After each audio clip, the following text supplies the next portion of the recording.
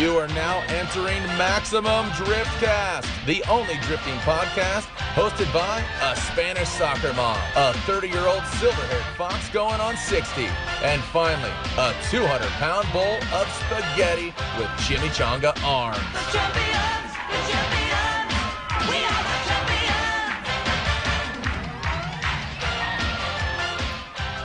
Welcome to Maximum Driftcast. It's another Monday, and we're back on Maximum Driftcast. This is Maximum Driftcast. I'm your host, Maximum Driftcast, and here with me, it's Maximum Drift. Oh, wait.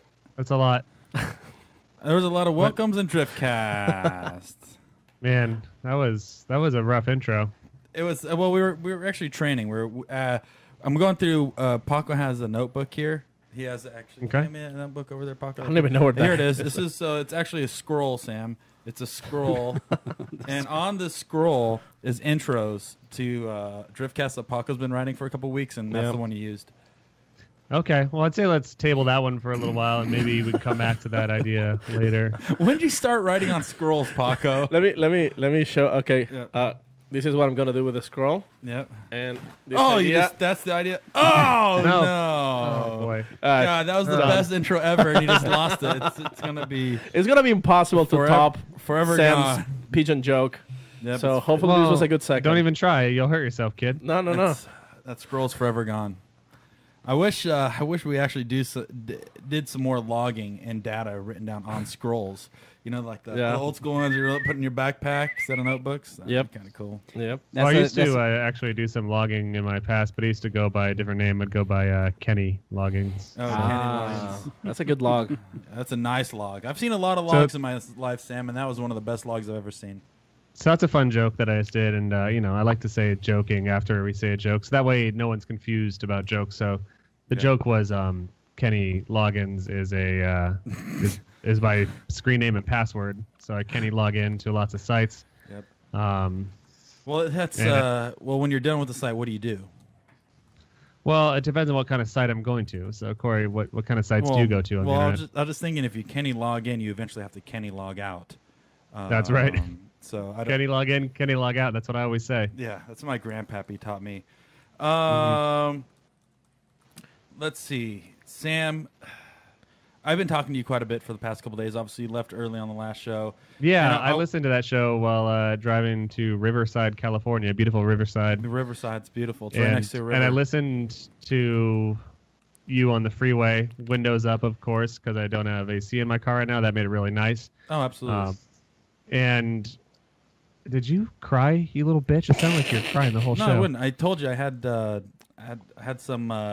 What are those little flaming hot chips? Yeah, the Flamin' Hot Doritos, Cheetos? the Dinamita. No, the other ones. The Takis? Yeah, the same. I had a couple Takis and it just wedged in my throat. He rubbed his fingers with Taki fingers, and had some Takis. one thing led to another. All right. But one thing I wanted to go over on that show, because usually we would discuss a lot of things on air, educational purposes, right? Yeah. I picked up a Kama Sutra last week. Okay. And it's not working. I just don't understand it. There's just more to it than what I really thought. Is it in English? I don't know. I was just basing it off pictures. Okay. So it was a picture book. It's a color book, Right. Kama Sutra. Okay, so you what made you interested in this whole Kami Sutra? Well, I think we're at a point where we just need to be better overall, better everything we do, and that was one place I was seriously lacking in. Yeah. So this is for us, for the show, so we can make a better show. We all got to learn Kami Sutra. Yeah, the Kami Sutra. And so, I just really wish we had kind of a true innovator or somebody that is an expert at this. And there's tons of other books. What books were you reading? I knew you were kind of going back and forth a little bit. You had a couple in the library. I've been looking at... oh, my God. Uh-oh. What? Corey sent me a reading list, and I've so far bought a lot of these books. I've been reading Miss Vera's Cross-Gender Fun for All. Nice. I've been reading the Bisexual's Guide to the Universe, quips, tips, and lists for those who go both ways. Yeah. and also one of the ones I'm really interested in is Fucking Trans Women, FTW Volume 1 by Mira Bellwether. So there was another one that I was reading. It was actually the guide to getting it on unzipped, and then sex, how to do everything. But I just feel like I haven't found anybody that's really good. So you're saying that, like, you know, like you might talk to a blacksmith if you need to pound some iron. You might talk or if you need a lot of bass flutes. Yeah, you talk to a flutesmith. you just can't find any specialists or true smiths anymore. They're kind of around. So I've been. Well, I would like to spice my private life. Who should I talk to? You need to I'd find say a real you should talk sexsmith, to man. a sexsmith. Yeah. Oh. Do we know any? I don't know if we don't. know any kind of sexsmith around here. No, I don't. I was gonna ask Big Balls Brian, but he didn't give me much info either. He told me to have sex with a football. he said that if I can tackle it and run with it, and then I'm good to go. Don't knock it till you try it. Yeah. But I tried it and I got hurt. That was what that was. I saw your Instagram story of you trying to sit on a football for a little bit, long ways. Yeah, but no, it didn't work. No, it didn't work. But Yeah. Well, I mean, what I really wish it was like people knew their cues. After if hearing only there was a sexsmith. I wish there was a sexpert in here. a sexual smith, sexpert. the smith. Wait, hello. Wait, who said that? There's another Who said voice that? in this There's combo. a mystery voice in the background. Wow, look at that Oh. sexy man right there. Jesus Christ. Oh my God, he's not a sexsmith. He's like the smith of sex. Yo. He looks like he's this bearded guy. He's got what I imagine is a can of Molson and a spaghetti koozie. and a 14-inch hog just chilling. Is it Molson? It is Cronenberg. Ah, even that's heard a of good that. beer. I like that. Good, Sam. Cronenberg Sam's heard of it. 1664. That is correct. So, Riley, how sick are you of Jared and I guess now our Sexsmith jokes? I don't think I'll ever get sick of them. That's what you say right now. Well, do you know what? It makes sense because he's a confident man. You know what I mean? How can you be a sexsmith and not be confident? Well, when you look like that, you ooze confidence, testosterone. manliness. Yep. I mean, presence, Yeah. and As long as you guys are picking that up, because Wait, he's got presents for us? Yeah. yeah, I had to mail them. They probably won't be there till next week. I'm sorry. Christmas. Okay. Well, you better be good. Yeah, I hope so. Oh yeah. Hopefully better than the other books we've Yeah. been reading. Well, that was the What? show today. Thanks for tuning in. So first things first, where does your last name come from? What's the origin? How did you become a smith? What's of the sex? etymology? I think it's Scottish or Irish or something. I don't know. You know those Irish are horn dogs. Yeah, Oh, yeah. apparently my family's just really good in bed and it just stuck. Yeah. Well, James Dean, if you know anything about him from that video, the all factual video I did on him, he's starred in some adult movies. Yeah, he has quite a long, storied career in the adult film industry. I'm Oh, yeah. impressed that he was able to transition into driving so well. Yeah, well, he's got a lot of agility. He's got a lot of what does he have, Corey? He's got the dexterity. He's got the intelligence. The strengths. I don't know what his durability rating is, but I'm sure it's up there if he can perform that much. He's just all around a sharp shooter. You know. But Sharp. so wait, you are a Canadian drifter. That's weird. You wouldn't identify yourself as an Irish drifter. Well, I was wondering There why he was running. I around don't the know if I American could live up flag. to that reputation. Oh, I bet you could. when But you uh-huh. No, I was gonna get into it. You go, Ben. And let's bullshit some more. You got this. No, yeah, I was gonna ask him like if he wears a tuxedo, is it a Canadian tuxedo? That is all I actually have for formal wear. Yeah. It's just basically a wall of denim in my closet. Denim So everywhere, he's everything. I get it. He's the Jay Leno of Canada. Oh, yeah. I had no idea. We have we have one of the Jay Leno. Yeah. We how got to Larry. say, That's like, our yeah. that's our local Canadian Larry, right? There you go. Yeah, it's a Mr. Denim covered. It's a denim. Denim danger. Denim danger. There you go. Denim cladding. The denim cladded warrior. Denim So- plated. That's right. Do you know what? So Riley, I want to ask you this question. I just want to get this off my chest. get straight up. We all know being a drifter is tough. You know, being in the drift scene. It's what is it like to be a Canadian drifter in the drift scene? I can't imagine it being easy. It's a lot harder. Our weather sucks for half the year, so I don't get to drive from, Right. I don't know, October until May usually. I just kind of sit in my house, Is watch TV. and then you also have to drive like longer distance to everywhere. You know what? That's what everyone says, but I feel like a lot of the guys from the West Coast or like the Southwest have to go further than me for a lot of stuff. Like Gridlife Midwest was 5 hours from my house. That's a nice brag. That's I mean, Look, we came here to talk about facts, Riley. You don't need to present them in such like a lofty. I'm better than you way. Yeah, why is he trying to make Canada seem just perfect? yeah. It's I would say that's like strike 3 or 4, but I haven't been counting. But if we had been counting, you're on like 4. So I just say watch wow. it. Yeah. Okay, I'm sorry. And you All right, you only cool. have one Trudeau card. that All you right, can- hold on. I just got him to do his first. I'm sorry. That's what I was really going for. Good. So Yeah, that's now the true tally has begun, Riley. I'm Yeah. sorry. You'll need a big dry erase board to keep track of the sorries. Yep. I'm I sorry. have a little notepad. How does that do? That works. I'm going to count the second one you just said in reference to the first one. I'm sorry, but that's how it is. Okay. What if you say you're sorry? Do I count those? We don't. You just do said that. it again. So Yeah, I was gonna say even the ones that you are not apologizing, but just say it. It's still counted. So you're number 3 right now. Yeah, Okay. sorry, dude. All right. Man. How many do I need to win? I mean, That's you've already more than won most. in some ways, but let's just get that count going, and we'll see what the prize is at the end. Yeah, we'll see how sorry you really are at the end of this whole. Yeah, we'll see conversation. how fucking sorry you really are. Okay. right, so we're getting a lot of Canadians joining on the chat. Okay, We're getting here we go. invaded. So for those that aren't aware, Riley Sexsmith is a Pro 2 drifter. You are from Canada. We got that far. And you just did your first Pro 2 rounds in Atlanta. Corey wasn't there. Let's just throw that out there. Just because you have a working car, Corey, doesn't mean that it can stop making fun of you. And you came up driving a WRX drift car. Now you're driving a BRZ, I believe, right? That is correct. Yep. But let's go way back, as we like to do on this show. Where did you start? I started with a real thoroughbred racing machine. No. I said that wasn't where did you start? Like, day you came on the world. Day one. You know, Yeah. So Papa- like, how many days Papa before you were Sexsmith. made? Papa Sexsmith, Mama Sexsmith. They're on the Yeah. couch. There was a meeting. This meeting. Yeah. Sex meeting. The parental There was some sex. smithing. Yeah. They're watching. happened.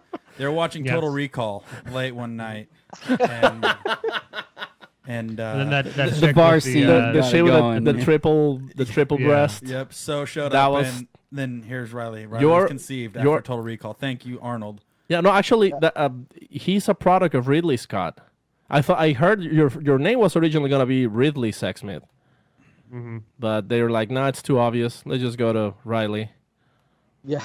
Yeah. They had to change it at the last minute. Mm-hmm. That's what I heard. So confirmed. So you were born. Then what happened? That's a great question.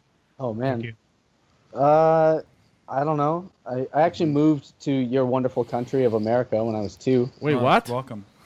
Yeah, I was pretty much raised in the U.S. I lived there for 15 years or 13 years or something like that.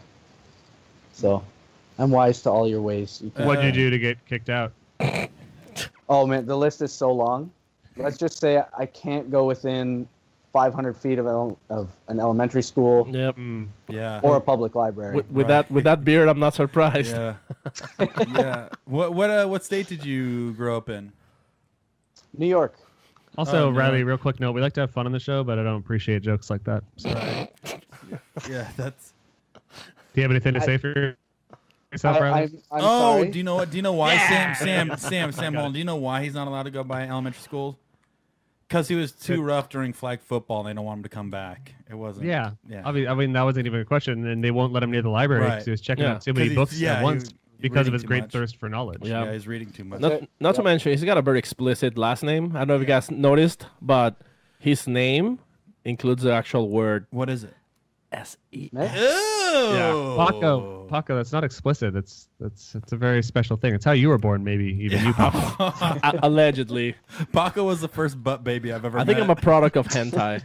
Yeah. Yeah. Yeah. I was sure. I was drawn into the world. Oh, you were raised on hentai. That's different. You weren't created by hentai. No, I erase it. Wait, no. Sorry. Next topic. You're gonna back yourself into a hentai corner, and I'm sorry. This is one no, for no, me. it doesn't count. Yours don't count. I'm not looking for your Okay. Canadian tears. So, Anyways, you came to be you. Why'd you move back to Canada? basically, I got kicked out. You guys weren't far off. Oh, okay. We we really had no more reason to stay in the States. My dad had a company there. It went under. So they're basically like, here's the door. Please go back where you came from. And now I'm here. And I've been here for 15 years. And how did you get your beginnings in the automotive world? I don't know where it started. I was into cars ever since before I could walk, even talk. I had little toy cars. I don't know where it originally stems from, but like in my own working career, I started working at a local like snowmobile boat shop that was around the corner from my house. They used to drag race snowmobiles and build custom engines, and that's how I got my foot in, and then it just kind of took off from there. And then you got the rest of your body in, hopefully right after your foot? Yeah. They were trying to close the door to keep me out, but I shoved my way through and made it in. And how were you introduced to drifting in Canada? Funny enough, I started in the U.S. A friend of mine who I grew up with in New York bought an S13. I had no idea what drifting was. He met some other people because he owned this car that was like this cult car that I didn't even know existed. And I met a few people through him. They took us to like a local skid pad event. And then from there, I was hooked. I did a lot of ride-alongs, helped out, changed tires, and then really, really got involved with it from there. And what was your first experience yourself? A lot of winter driving, actually, in the snow. I just used to go like do stuff in parking lots for fun, and then I realized like people actually did this in an organized way. And I had a 1995 Nissan pickup truck. Hell yeah. That I took onto a racetrack in the rain and successfully drifted a bank somehow with an open diff and stock suspension, very sketchily. And then I just kind of took off from there. Then you were hooked. I was hooked. What year was that? That would have been 2008. I think the first time I ever actually like drifted on a racing track, not on the street. There you go. And at that time, what series were going around in Canada? Like, what did you guys have going on around that time as far as getting involved with the sport? There's a local series to me, like in Ontario, which for those of you who don't know is the province I live in, the Canadian state of Ontario. There's a local series called CSCS, which is kind of like a Gridlife thing, but a little smaller. And it's time attack, drifting, car show, that kind of thing. And they had like a super grassroots level pro-am where it's like drive your car to the track, street drive, like open to anything with four wheels essentially. And they had competitive drifting. So someone told me about it, said I should check it out.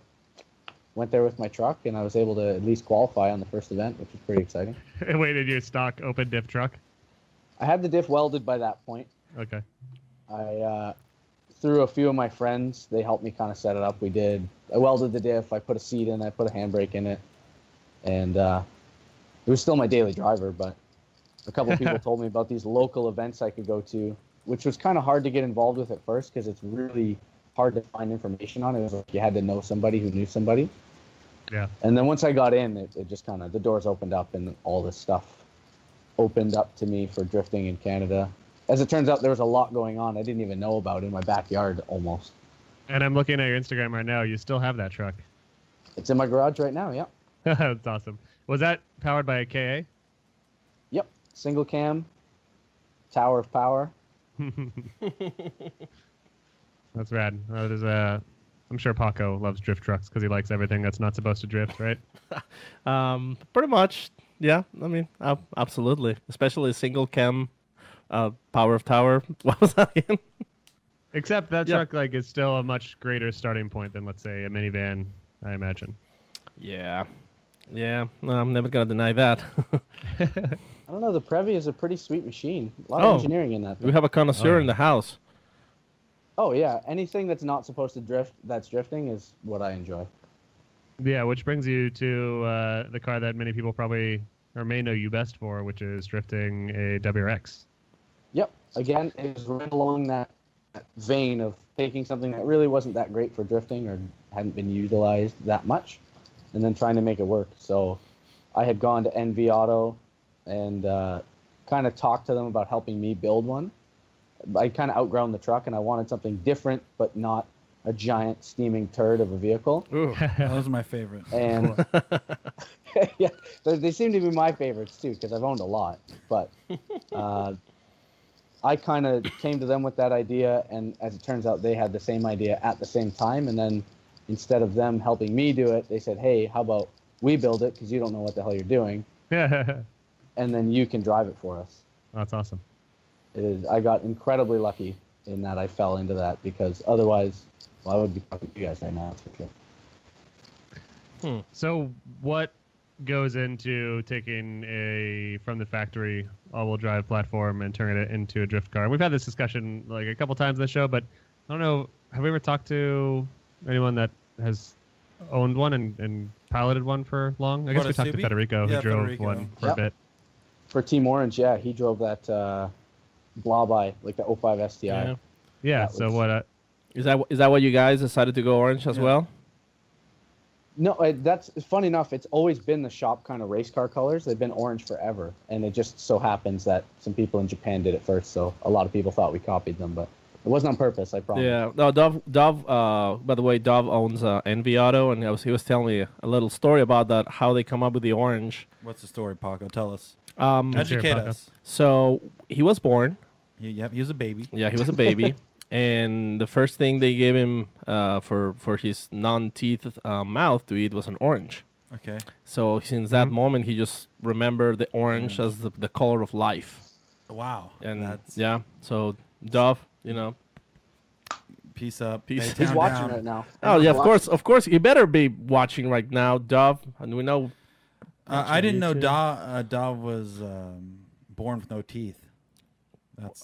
That's like very normal for babies. That's pretty interesting. That's like standard procedure. I was babies. born with braces. Full mouth of teeth and a full stash. I thought I was a Terminator when I was born, but yeah, it's cool, Dov. I love the story with no teeth. Yeah. But anyways, so aside from throwing the 2J in that, what went into turning that?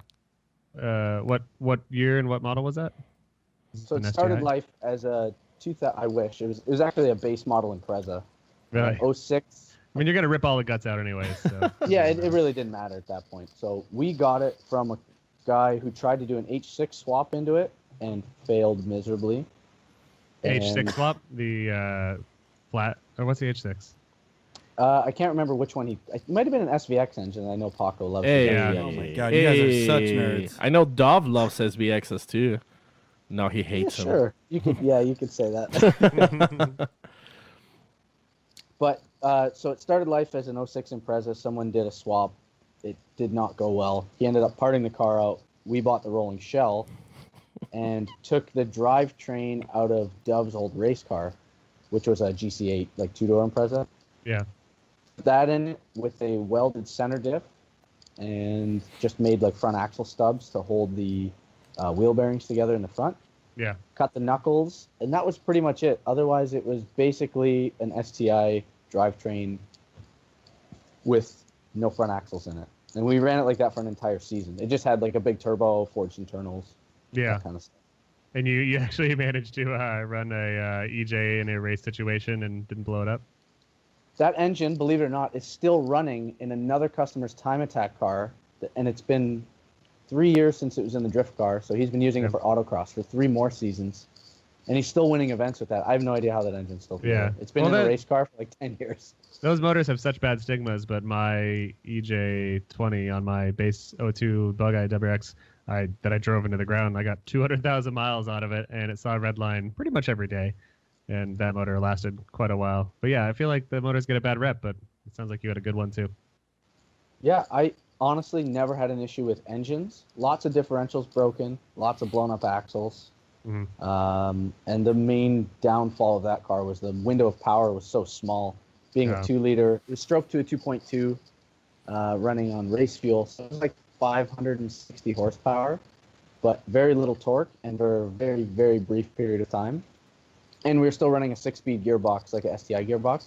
Yeah. So it was lots of shifting and trying to keep it in the power all the time. That's a super. It was really hard to gearbox. drive. So just like disable the center diff. And you welded it, he said, Paco. Pay No. I'm talking about. Yeah, where have you been for this whole conversation? I'm talking about the center diff, not the rear one. Yeah, no, the center diff, welded- that's what we So welded. it just And gets the rear diff. We welded all the diffs. so yeah, You're not an STI guy, Paco. You wouldn't get it.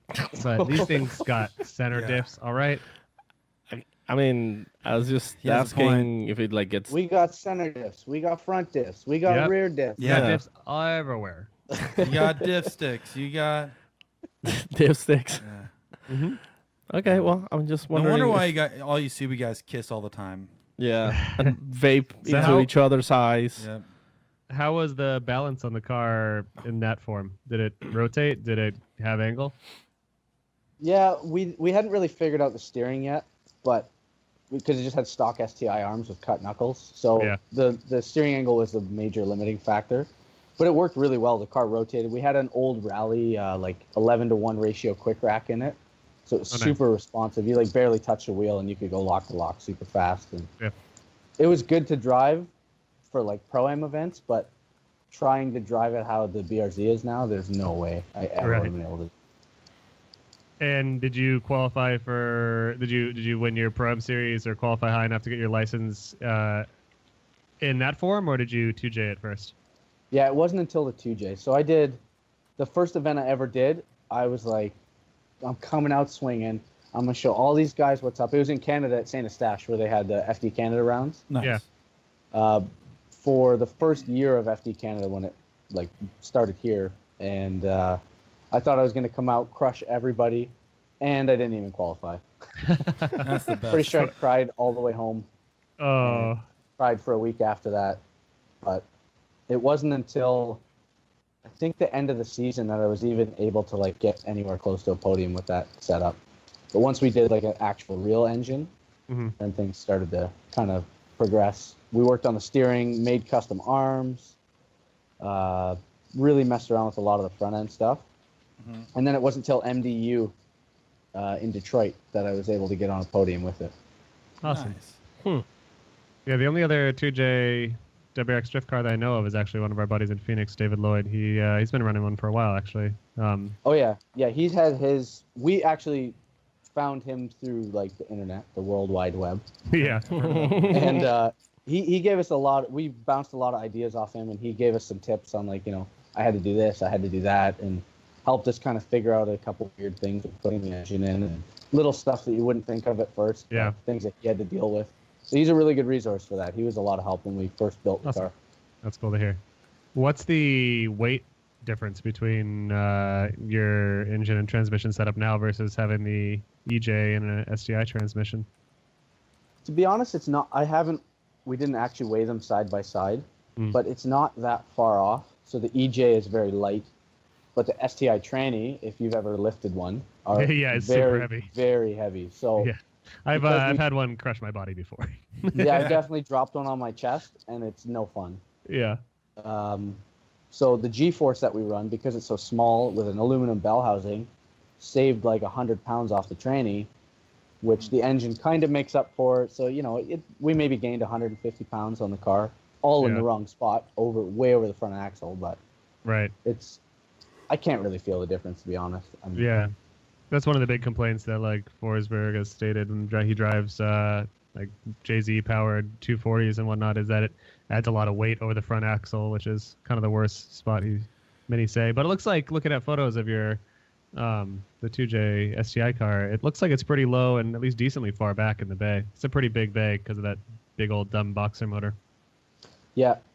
We'd shoved it right against the firewall, as far back as we could possibly put it, and the engine is as low as it can go. We even dropped the steering rack, I think, 2 inches below the oil pan to try and get everything as low and far back as possible. And if you cut the firewall and like really rammed it back there, I'm sure it'd be good. But we were trying to stick to the FD rules at the time and not go too bananas cutting stuff up and use the factory cross member and all that stuff. Yeah.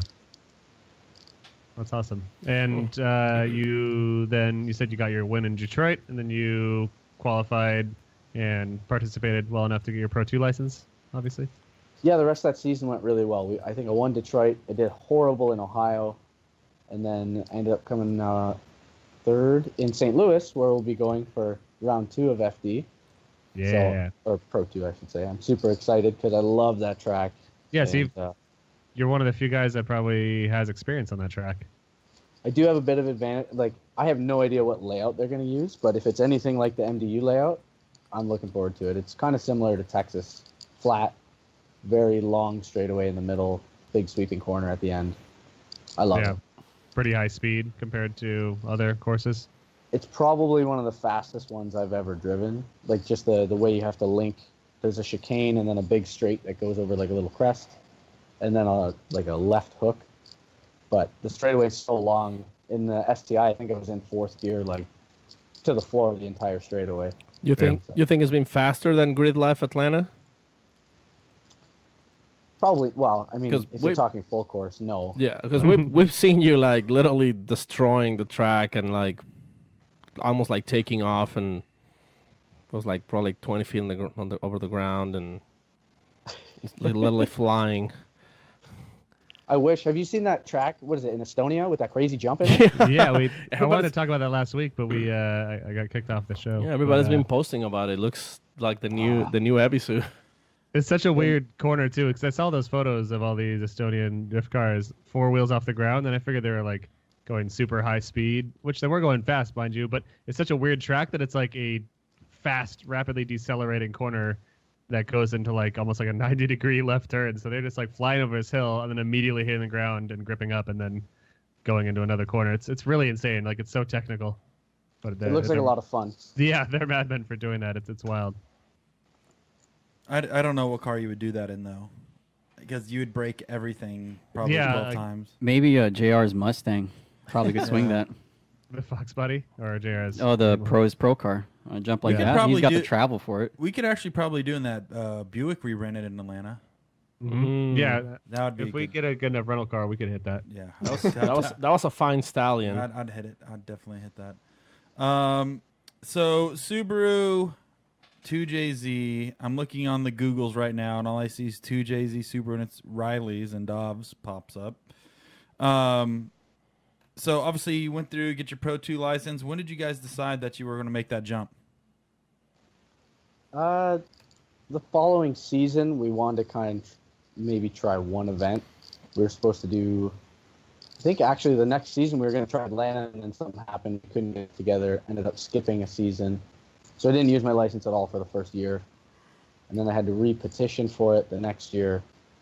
So I wanted to get into it right away. I'm like, all right, got the license. Let's do it. Right. And Dove's like, hold on. You still suck. Let's ease into this. And I think it wasn't till the following year after that I did one more season of Pro-Am, and then we went and tried to kind of build up our program a bit, go through the car. And then it wasn't until we got the BRZ that we actually made a push for Pro 2. And tell me the story behind the BRZ. Obviously, still supported by Envi Auto. And we never got into who they are. What do they do? So I guess let's start with Envi. What are they about? Yeah, so it's 2 guys. So Dove, which you guys have all met and hung out with and drank beers with and stuff. And the other guy that owns it is Nam, which is the N in Envi Auto. And they got together. Nam was working at a Subaru dealership, fixing cars out of his garage in his free time. And Dove had gotten into rally racing in a Subaru, and they met at a rally. I forget which one, but some Canadian rally event. Nam was servicing for some super rich Canadian guy, and him and Dove got hooked up. And I don't know the whole entire story. Well, they probably started by holding hands. Yeah, when you hook up, you usually have to go through first, second, and third base before you actually hook up. Well, and also the standard Canadian greeting is you touch your head and your noses together and you chant, "I'm sorry, I'm sorry, I'm sorry." You kiss each other on the forehead. Yep. Then you hold and you embrace for 30 or so seconds. Uh-huh. And then you can begin your normal daily ritual. And so you've spent some time in Canada, Sam. I'm surprised. I have. That's a well-kept secret. I'm surprised you knew that. That's great. Yeah, I've gotten pretty close with some Canadians. Sam is an expert on mating rituals. Uh-huh. Yeah, I've visited some massage parlors in Montreal. I know what's up. Hey, what countries did you do the docking, Sam? Well, I've only ever done it in America with Christopher Dawkin. Oh, gotcha. So it can be done locally then. Okay, I thought it was somewhere else. Sorry, Riley. We ruined that. Yeah, we kind of got it. That's good. Yeah, so they met at a rally.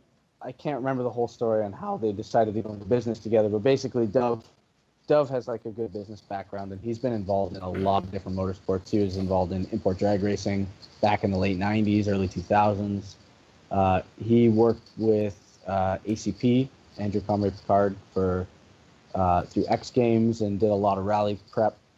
And they decided to get together, build a shop that focuses on Subarus, race car prep, all that kind of fabrication, things like that. About 10 years ago, I want to say it started officially. And it's just slowly grown. They've moved from one building to another to another. We're in the current building now. We have like 9 bays and a whole whack of broken Subarus and all sorts of cool. We have a bunch of weird projects.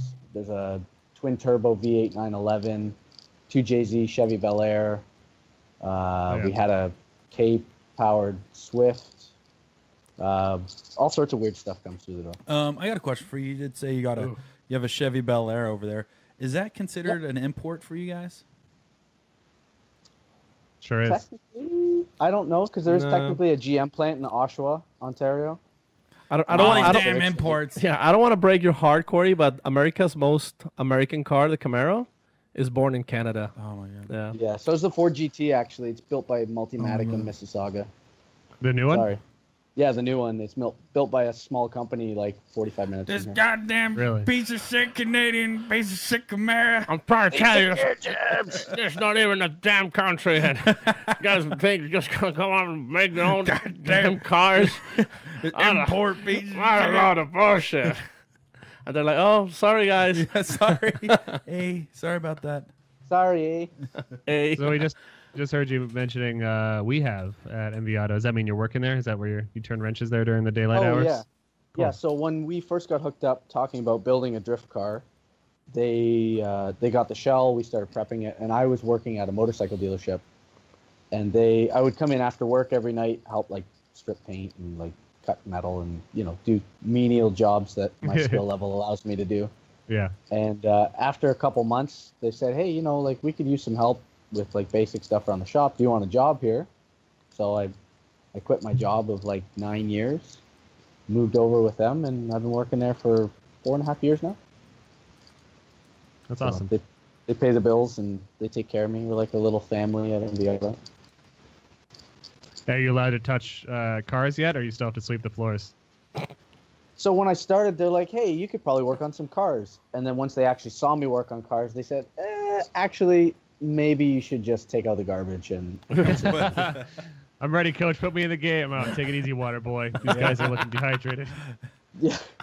Yeah. There was hopes of me possibly working on cars until they realized that I'd been very bad at it. So no, Corey, it is possible to be bad at working on cars. And yeah, Corey and I are there. Like we get by because we have to in occasions, but like I cross thread everything. I put shit on backwards. Like I'm not good at cars. Yeah, why Loctite it? We'll just put it in crooked.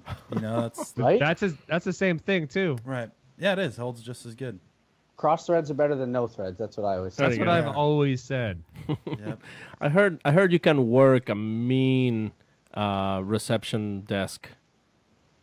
Oh yeah, I'm absolutely delightful on the phone. If you ever call. Oh really? Can you give us an opener? Yeah, All right. Yeah, so Paco's going to be calling you and just enter it as Paco's a customer. It's a Mexican ringtone. It sounds weird. It's like a cricket. It's a noisy cricket. He's not picking up. Oh, he's not picking up. No, sorry. I was just in the back. Envi Auto, Riley speaking. What can I do for you? Hello, sir. I'm just looking. I want to put the turbo in my Subaru. God. I'm sorry to hear that. Yeah, that's basically how every call goes. But sorry. I'm sorry to hear that. Sorry, sir. We can actually work on that. Well, I mean, should I just call the other shop?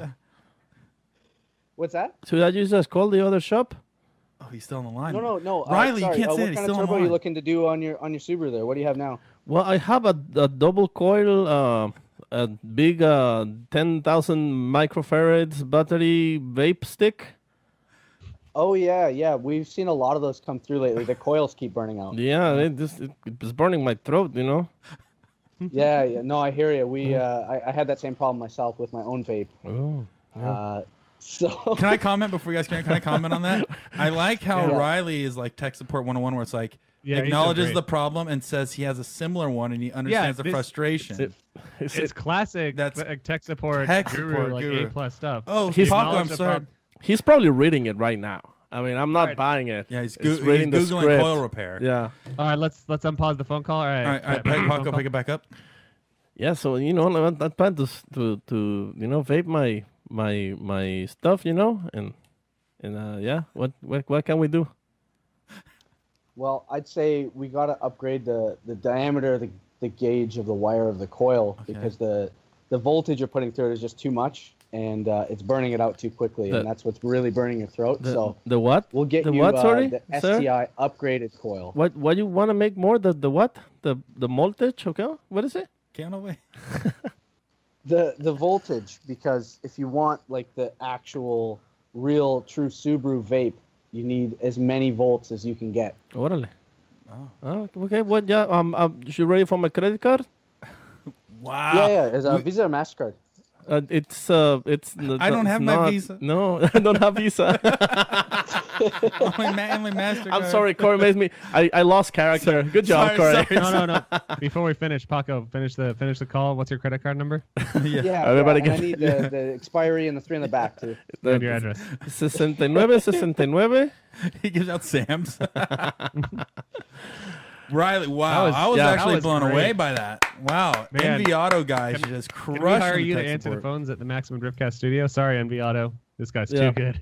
No, what you could do is just forward them all to my cell phone. So while I'm working, I can do both. Because you guys are on a different time zone. So if I just stay 3 hours later, it's fine.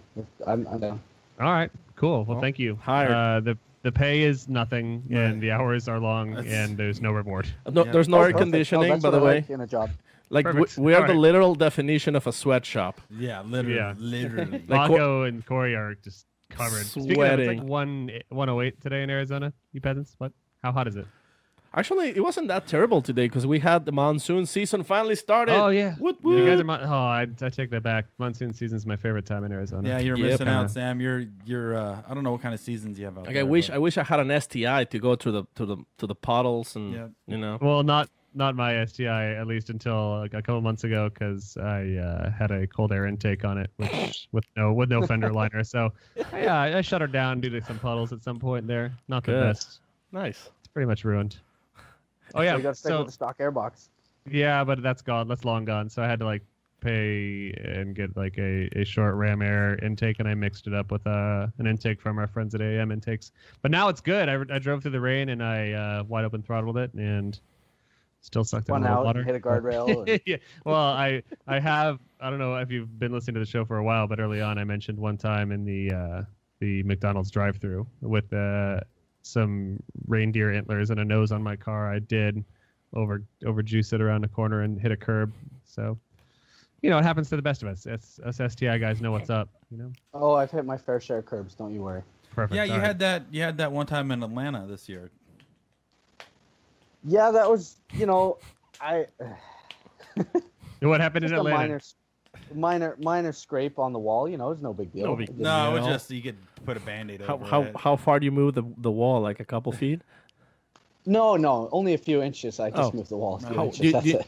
Well, I mean, I don't know if you know how much is an inch, because obviously you guys go with the metric. 25.4 millimeters is 1 inch. Wow. Excuse me, I'm sorry. That's what Paco tells all the mommies. No, it gives it in metric, so it sounds bigger. No, it's 25.4 millimeters. Like, oh my god. Inches, I don't care. Do it up. Yep. Measure in metric. That's brilliant. So go ahead, Sam. Hit him. I was going to get back into the cars. I was going to say, talk about that BRZ, but you got more on the current stream of conversation? I like how you threw the Z in there. That's nice. I didn't have to translate that. That was good. Yeah, I know how you guys talk. Weird. You talk funny. Yeah, we talk a little funny. It's the Queen's English. That's why. That's all. That's fancy. Do you guys still have Queens? I think so. I don't know, man. I don't even know how the government works here. Couldn't tell you. Wow. I heard. Well, if Paco moved sure there, he'd be American? Queen. I heard Queen is coming out with a new movie. The Queen, or who's coming out with a new movie? Yeah, Queen, the band. They're making a Frederick Mercury movie starring the Egyptian dude. That's really good. He's in the Pacific. Farouk? No, not Farouk. That's actually Freddie Mercury's real name. Just for the Farouk Mercury. Huh? All right, Farouk Mercury. that sounds right. Yeah. No, he's Farouk. Shit. Hold on. Farouk shit. No. Farouk shit. Rami Malek. Farouk Bulsara. Yeah, Rami. That guy's. Yeah, thank you, Brian. Rami Malek That guy's awesome. is the new one, but Farouk Bulsara is the original Freddie Mercury. Yeah, and I just watched The Pacific again recently. That show's messed up. Okay. I'm just doing a quick side tangent here. I just want to talk about it. Like, Band of Brothers, great show. I love it. Gets a little bit heavy at times. The Pacific, that stuff gets real heavy. Anyways, back to it. So where were we? The Queen? Yeah. Yeah, well, no, before that, before you sidetracked my conversation, we're about to talk about the BRZ. That's right. BRZ, so why'd you ditch the WRX and why'd you move to the Z? I think we kind of reached the potential of the STI. We had kind of redeveloped the front suspension, but we were kind of stuck on the rear. The way the rear suspension is set up in that car, it's got these super long lateral links, which are about 1.5 feet long per side. Yeah. So when it travels through the suspension, the toe, the camber, nothing changes ever, basically through the suspension movement. So it's kind of hard to set it up like most modern drift cars. Yeah. Like you see most cars sitting on the grid, they have almost positive camber in the rear because when they squat, they gain camber, they gain toe. It does some weird stuff. Right. Which really can help with transitioning and how the car behaves. The STI does none of that. It kind of drives like a solid axle. So we got to a point where we're like, this car really can't get any better and stay within the rule book. Yeah. So on the way home from work, Dove actually found a smashed BRZ at his neighbor's house. And the kid had crashed it, didn't want to go through insurance, and sold it to him super cheap. So we ended up picking the car up for next to nothing, running and driving just like punched in the front end. Yeah. And decided to turn that into our next. We're actually looking for a brand new STI, like a 2015 STI or like an 08 plus STI, because they use the same exact rear suspension as a BRZ. Really? And the front is, it's literally the same part numbers on all the suspension for the rear. Yeah. And the front is super similar, so we were going to try and adapt like a Wisefab kit into a newer STI. And then this just kind of literally fell into our lap, and it's already a proven chassis. And so wait, you can just buy stuff but and bolt it on. Aren't the STIs, those have actual power steering, like a hydraulic power steering, where the VRZ doesn't? Yeah, that's true. The STI, the new WRXs have electronic power steering like the BRZs do, but the STIs don't. But even once you go Wisefab, it doesn't matter anyways, because you use an S chassis. You still rack. have to use the S chassis steering rack. Everyone throws that shit out anyways. Yeah, you basically right in the garbage. Well, resell it. Close enough.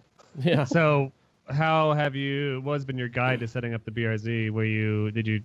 There's a lot of FD guys all around the world. They're not FD guys, I should say, drift guys, pro drift guys all around the world that run that chassis. Who did you talk to? Who did you emulate? What was your build theory behind that one? Oh, you make it sound like we did a lot of research into that. You did. Don't lie. I basically, like when you buy the Wisefab kit, it comes with kind of guidelines for the basic baseline setup. Yeah. So we put it on and then drove it, and it was really good. The end. Literally, that was it. I think we just fine-tuned camber depending on the tire wear, and basically went off of whatever specs they kind of recommended. Messed with the Ackerman spacers a bit to get. Some people run zero Ackerman. It felt kind of weird, so we put some Ackerman back in the car. And that was it. We really didn't test or tune much. Just kind of went out and sent it. So you didn't talk to Turk. You didn't talk to Dye. You didn't talk to Gucci. You didn't talk to any of the boys. You're just like, fuck it, I got this. Yeah, All with right. less confidence, though. That kind of idea, but not with the confidence that goes with that, yeah. Fair enough. All right. Teach their own. You should have talked to Turk before he bought the car that he just bought for our build show we're doing. So in other words, they're doing these builds. Forsberg and Turk are doing these builds. The $25,000 build thing.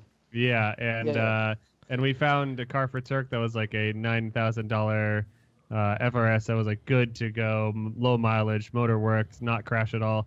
And Turk's like, I'm going to save 3 Gs, and I'm going to get this one that's completely fucked up front end. And the motor's misfiring, but it'll be fine.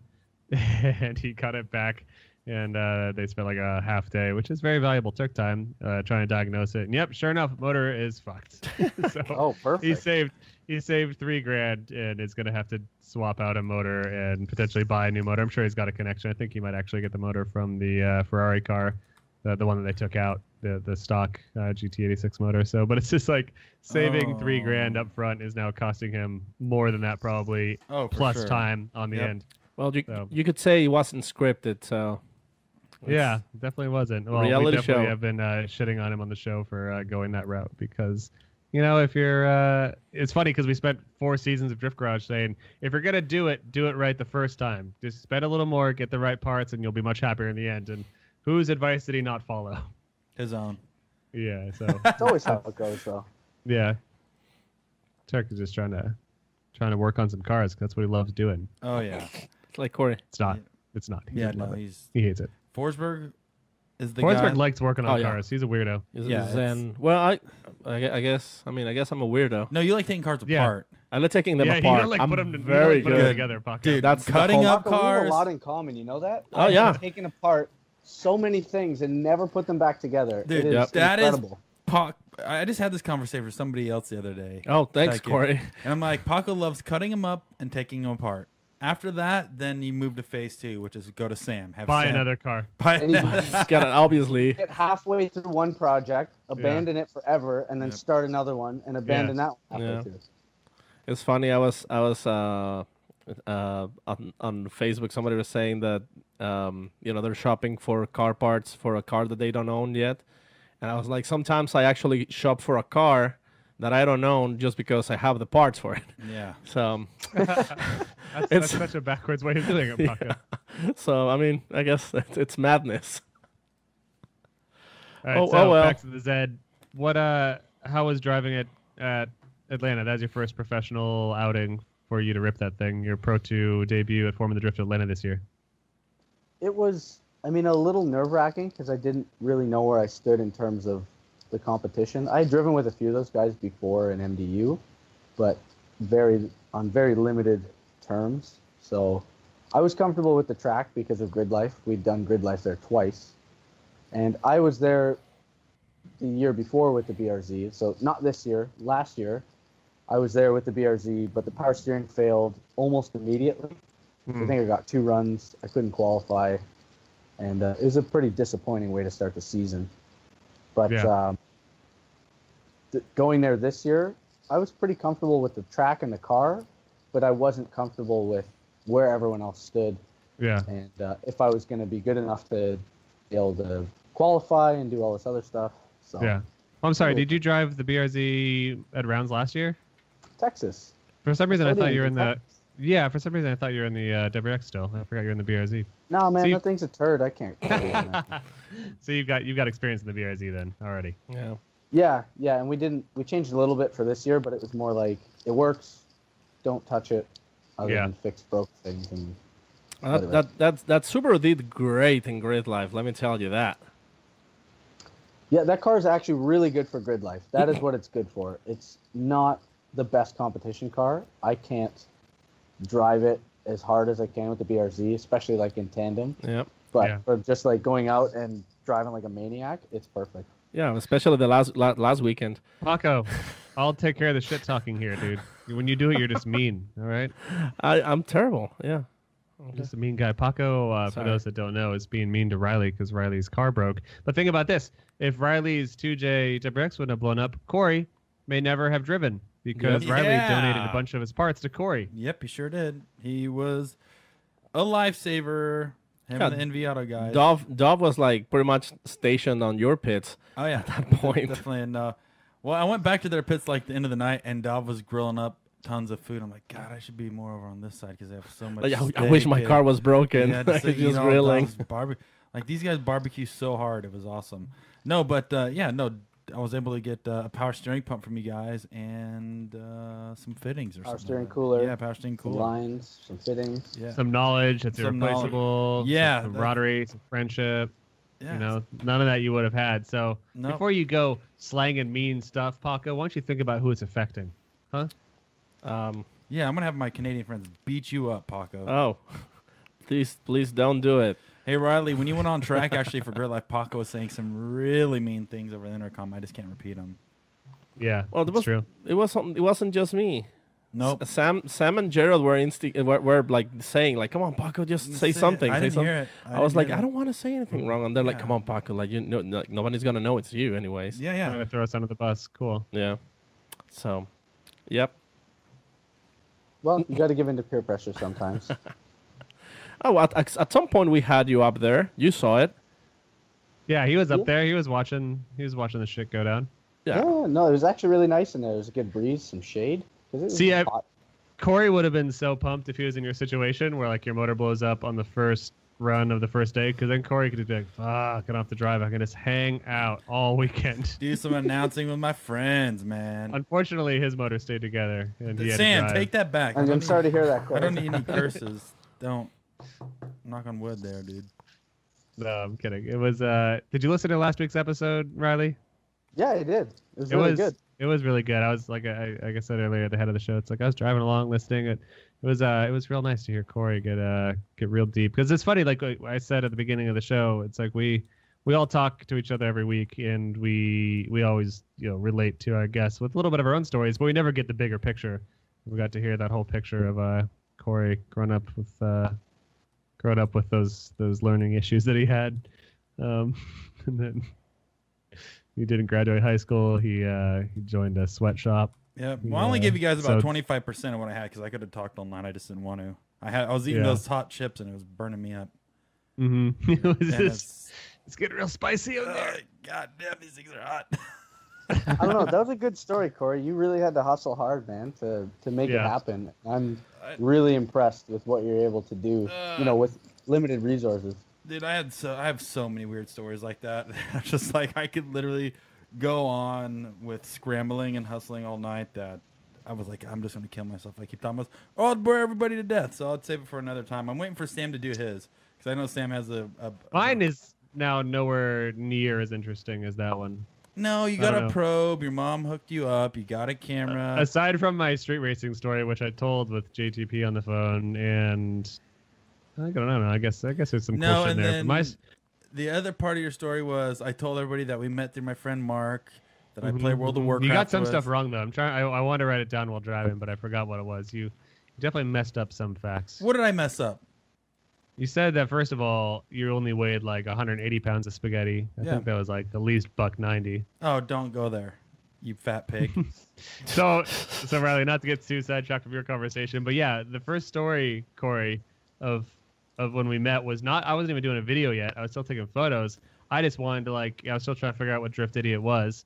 I was like, I want to do like driver profiles. So like I went up to you, I asked you like how much you weigh. Yeah. I went, my body type. Like the old JDM like option videos and shit. It's like driver, Corey Hosford, home prefecture, Scottsdale prefecture, body weight, 180 perfect kilograms body mass. Spaghetti. Yep. Yeah. And that was my plan. And then I was like, oh, let me do some quick shots of you doing some burnouts or whatever. So I got that. I'm sure that video lives somewhere on my hard drives. I have no idea. I wish it did. I wish there was some stuff floating around like that we can rekindle. It's got to be somewhere. It's got to be somewhere. So, yeah, that was... so anyways, now that we're on this topic, Riley, what's some shit that you had to do to get to where you're at? Kind of, how did you get involved with motorsports in a general? Because I know that's kind of a tough thing to get involved with, but... Obviously, you had your truck. So, you had your truck. You did some burnouts and donuts, and that kind of what triggered it, but... Did you have a family history? Was it something you just always wanted to do? How did you kind of start making moves? I had like the opposite of a family history. So my parents both hated racing and anything to do with motorsports in general, really. My dad was into it a little bit when he was a teenager. Mostly street racing. They're like, Riley, you're never allowed to drive a car ever. And you're like, I'll show you, Dad. And then watch me. Almost. I wanted motorcycles. I love motorcycles. Kiss my Canadian butt. Yeah, Dad. Dad, kiss my little Canadian butt. We're in New York, Riley. Kiss my little New York Canadian butt. And he's like, no, not today. And you'll see. And you do burn out in your S10 and leave. To your S10.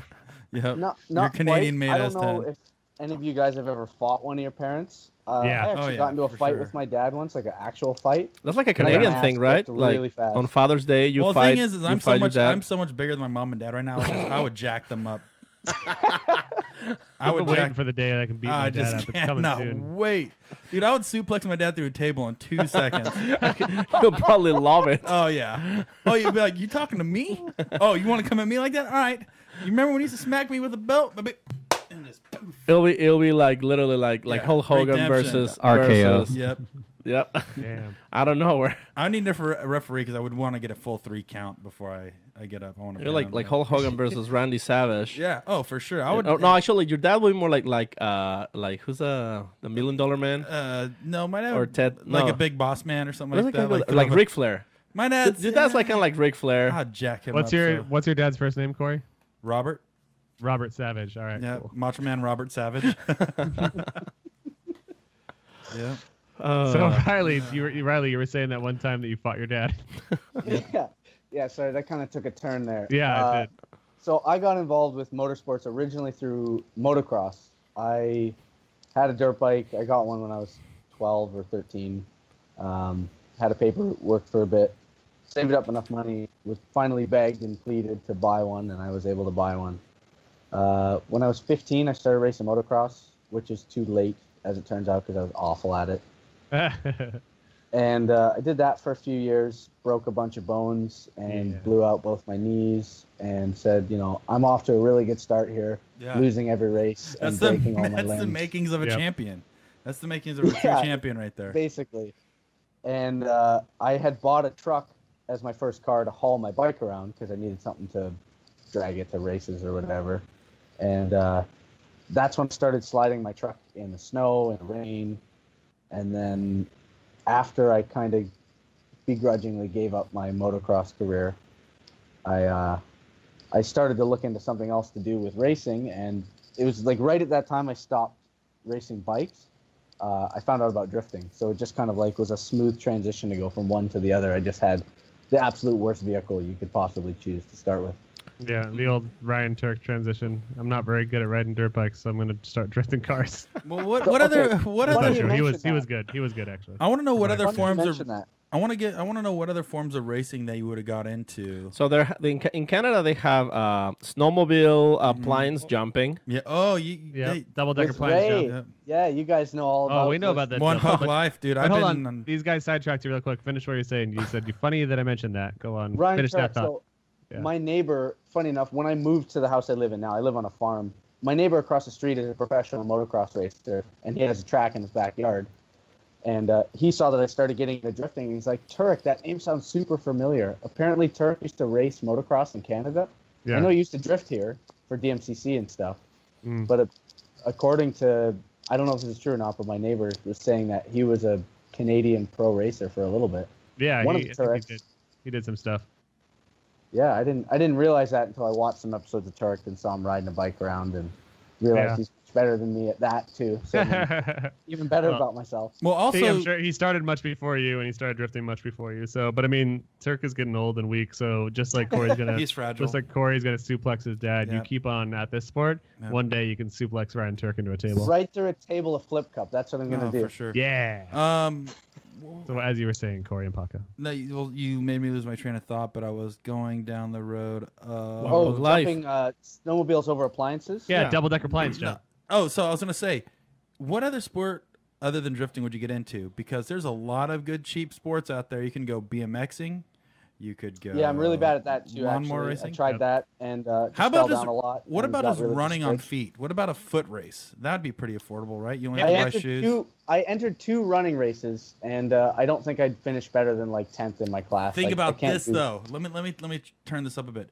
Imagine if you had the same budget now, but that budget was for foot racing. Oh man, I'd have new shoes. Oh, dude. At least. I would have space shoes. If I poured the drift budget into running races, yeah, for sure, I would at least be from 17th place to like 15th place. Oh, dude, you would have it full. You'd keep the hauler because the hauler would carry your one pair of shoes to the event.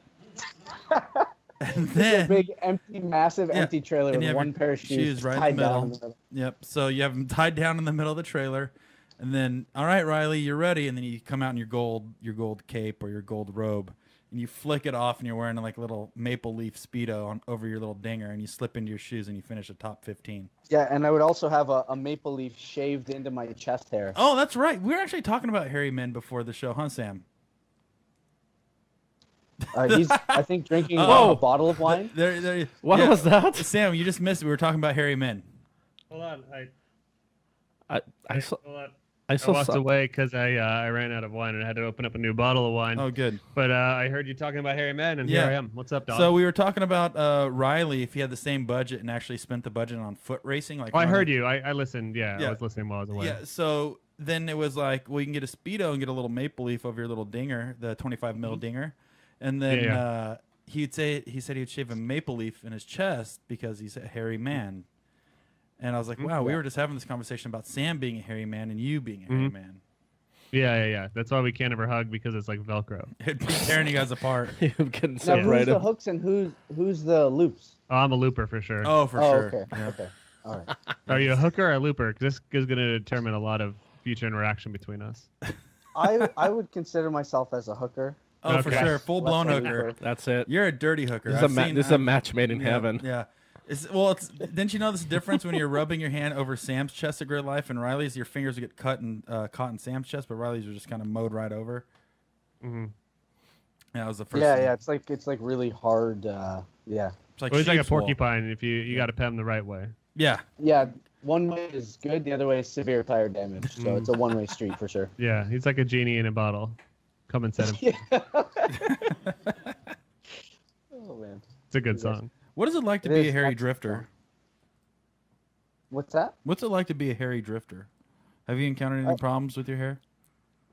There's a lot of sweat that goes with that hair. Yeah. So it's a really bad scene. I don't know.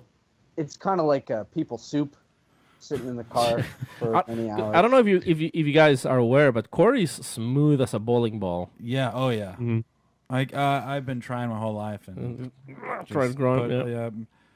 He looks like a 190-pound, 6-foot tall baby. Yeah. Just like yeah. freshly Conceived. like No. yeah, freshly conceived. Not a hair on his body. Mustache is fake, obviously. That's bull. Yeah. No, that's the thing is I was thinking about getting into swimming because I'd be slick like a dolphin, but I just can't move like one. I usually just sink What to the is? bottom. Hold on. Let Paco do his impression again. You should have saw the video. He was like doing this whole like. Yeah, okay. So this is a reoccurring theme. Paco does dolphin impressions, and then he flounders across the. I guess it's not floundering. It's just dolphining by definition. But oh boy, Riley, are there any rules with having a long beard in your fire suit? Like, is that an issue? Like, do you have to get its own fire condom for your beard? It's funny actually. I had to. I'm I used only to have half joking. I used to have a much longer beard, and I had to cut it because it wouldn't fit in the balaclava. I tried to put it on, and it just kind of like off the bottom of the balaclava out of my suit. Yeah. So I had to cut a good 4 or 5 inches off of it to comply with the rules. Man, What a that's man. funny because Paco could use another 4 or 5 inches. Yeah, what's that in mils? 220 mil. It's like the right amount of Yeah, you mils. use 120 millimeters. Yeah. But And there's now I'm trying to think. Yeah, that's about 100 millimeters. Nice. Paco needs about 100 millimeters. I used to do when we started the show. My beard was, I think it's about the same size as Riley's. Probably a little less. But Riley's is much more thick and healthy. Yeah, like mine wasn't as abundant. How do you say that? no, Abu Abu Dhabi. Dhabi. And- Abundante. Yeah, see, it was healthy though. Riley's is way healthy for sure. You can't even see. He probably See, I he would- probably does push-ups with his beard. Yeah. See, the thing is, you. Yeah, I do regularly. There you go. What a man. What a man. Now, what a man. What a Let's fine talk man. beard care tips, Riley. Do you have like cheek hair here that you shave down? 'Cause I'm feeling. I My beard actually goes high. shaved right before this show. I ran upstairs and got my Yeah. clippers, and because it grows almost up to my eyelids. Oh Yeah, wow, I've been trying to figure out how to deal with that. I was 'cause gonna it's say, like, Sam. I don't want to. Yeah. I don't want to daily have to shave. The whole point of having a beard is so I don't have to shave every day. But I got long, Hugh Jackman Wolverine beard situation that goes up to my Hey, eyes. hey Sam. Yeah, I'll I do it. only do it when I'm going to be in front of more than 3 people. Yeah, but then if you don't do it for a couple of days, doesn't it look weird when you got like stubble on your eyes? Oh my god. Probably. I always look weird in general, so I've just grown to live with it. Hey Sam, don't you shave your neck, like the bottom here? Oh no, I do it. That's so I'm the same thing with the neckline. Is that like I'll do the neckline like anytime I have something important to do. Yeah. Otherwise, I just kind of like let the neckline get hairy. But then I'll like today was Monday. I had to go to work in the office after 2 days not in the office. Wear a 3 tie. days not in the office. So I shave the Suit and neckline. tie. I do it before like halftime shows. Yeah. Wow. I don't want to have a neck beard. I just I didn't shaved know Go to the office. I'll shave at the beginning of the week and then maybe at the end. Yeah. That's more like No, that's just my just kinda keep your schedule. blade on the shower and this real quick up In here. the shower. Oh yeah, that's every day in the shower. Just line it up. Every That's it. day in the shower. First of all, what's the sound that your Mexican razor is making? It's a digital. It's a digital. Yeah, it's a digital blade. razor. razor. I just have an analog razor. Yeah. ugh. Canada's so behind. Yeah. Paco, when Mexico won the World Cup, were you drunk at 8 a.m.? What was your deal? Were you You know, going? they well, only- not, they- not- they didn't win the World Cup. Yeah. When Mexico beat Germany, I should Yeah. say. I was Were you- sleeping.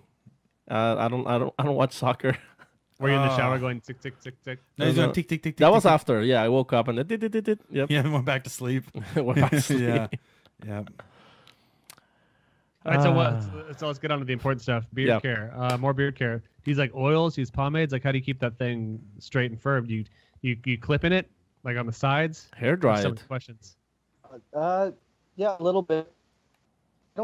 I don't take care of it at all. It gets a lot of brake dust and like dirt in it from work. Good. I Cool. rinse that out every day. That's about it. I actually don't use a lot of shampoo in it because it gets all dry and crispy. So I'll leave it. Like I'll wash it, but not with soap. I Just have some water. oil. Yeah, Yeah. just water. Like dreadlocks. Just pure clean water. That's it. Have you ever found anything in your beard before? Yeah. What sort of treats? Not only have I found things, other people have found things in my beard. that's Bugs, great. food, Bugs, small animals. Yeah. You name it. It's probably been in there. Wow, man. That's exciting. That is so cool. I love this. I could talk to you all night, Riley. I really could. What's the most surprising thing you found in your beard? I had a spider in there before. I don't particularly like spiders. You're like the So that- Canadian Oh my Beetlejuice. God. Deep, hate deep spiders. down in the mysteries of the What kind of spider are we talking Sexsmith here? beard. Just like a little friendly spider, or we're talking like Black Widow shit? No, not a black widow. It was a fairly friendly spider. We didn't have a long exchange. But It was probably it was pretty small. Yeah, it was probably a barking spider. I think that's how he keeps it. That's how he keeps it so big and Right. and it's got spider web feeling. He just It's has actually all spider webs. That's all it is. he's got a pocket cheater. full of spiders that he puts in his beard before bed each night that take care of the beard. That's why I call him the Canadian Beetlejuice. Mm-hmm. But, Just don't say it 3 times or Yeah. else. oh boy, Uh-oh. already. Do you like Canadian pizza? Okay, when you say Canadian pizza, like the mushroom, green pepper, and bacon, or Hawaiian pizza, because that's actually a Canadian invention too. It's Canadian bacon and ham. That's like the actual. I mean, and pineapple. That's the actual Hawaiian pizza, Corey. There's no such thing as Canadian pizza. That's Yeah, weird. Well, it's Canadian Technically, bacon. Yeah, it's Canadian bacon and pineapple. Canadian Yeah. bacon and eggs. Federico Sarifo loves pineapple on his pizza. Let me tell you that. Man, Oh man, he raves about it. What a kook. Yeah. what a maniac. I think that there is a time and a place for it. It is rare. Like I don't want to be like one of those alarmists that's like, oh, pineapple pizza is the Antichrist. Like it's not good mostly, but I won't get mad at someone if they do it. Yeah. I'll eat it. It's delicious. It's my favorite. That's all I eat. That Hawaiian. says a lot about you. Yeah. Yep.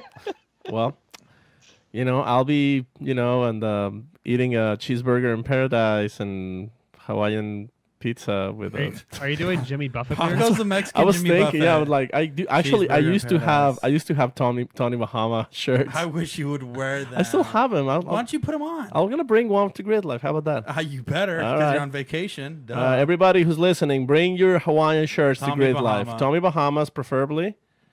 Let's do it. Let's start a trend. Basehead Stewie in the YouTube chat just more or less said, Riley, remember the time that you found the bass flute in your beard? Oh, wow. Ugh. Do you remember that day? Yeah, it was a bit of a surprise, but He must Yeah. he must have fell Somebody he must have fell asleep startled by it. playing it. Yeah, he fell asleep playing the bass flute And and, it was just woke up and he heard Instead of the snoring bell. beautiful, alarming note of the bass flute. Are hey, you hey, sorry, my dog just ran in here. are you acquainted with the bass flute? Oh, Riley knows about the base fluid. Yeah. I bet. He knows Oh all about yeah. it. Show him the fully case. acquainted. Grab him the case. It's locked and loaded right next to you, Paco. He's extremely acquainted with the base Paco, fluid. the base food case is right there. It's hiding right. See, we have it. We put it in a weapon case, actually. Well, it's got to keep it safe, man. This is not a toy. You know, like it has to stay. This is the base flute weapon case. A lot of people have hurt themselves with that thing. The safety's on. It's locked up tight. You can't put that in the hands of somebody that doesn't know how to handle it. It's gonna poke your eye out, kid. Right. You need to. If you've got it. You need to put one of that glowing yellow light, like in Pulp Fiction, when you open the open it briefcase. up. So it lights Just up. crack it just a little bit. Show people this like illuminating, pulsing light. Or disco lights. Veiny light. Oh God. Wait, what? Wait, what? Sorry. We started to talk about Riley and your grid life experience at Midwest this year. What happened to your car? We said it broke, but what actually went down with your 2J there? You ran a run and then it was like done. What happened? Pretty much. So when we got the engine from the importer, originally we pulled the valve covers and like drained the oil out, and it basically came out like tar. So that was a new motor, newish motor. New to us. Yeah. Yeah, very new, very used 2J, and we got it from the importer. Put all the like stuff we had from the old setup on this long block. Started it and drained the oil, and it came out like black goo. We did a couple engine flushes and ran it, and it was throwing low oil pressure warnings.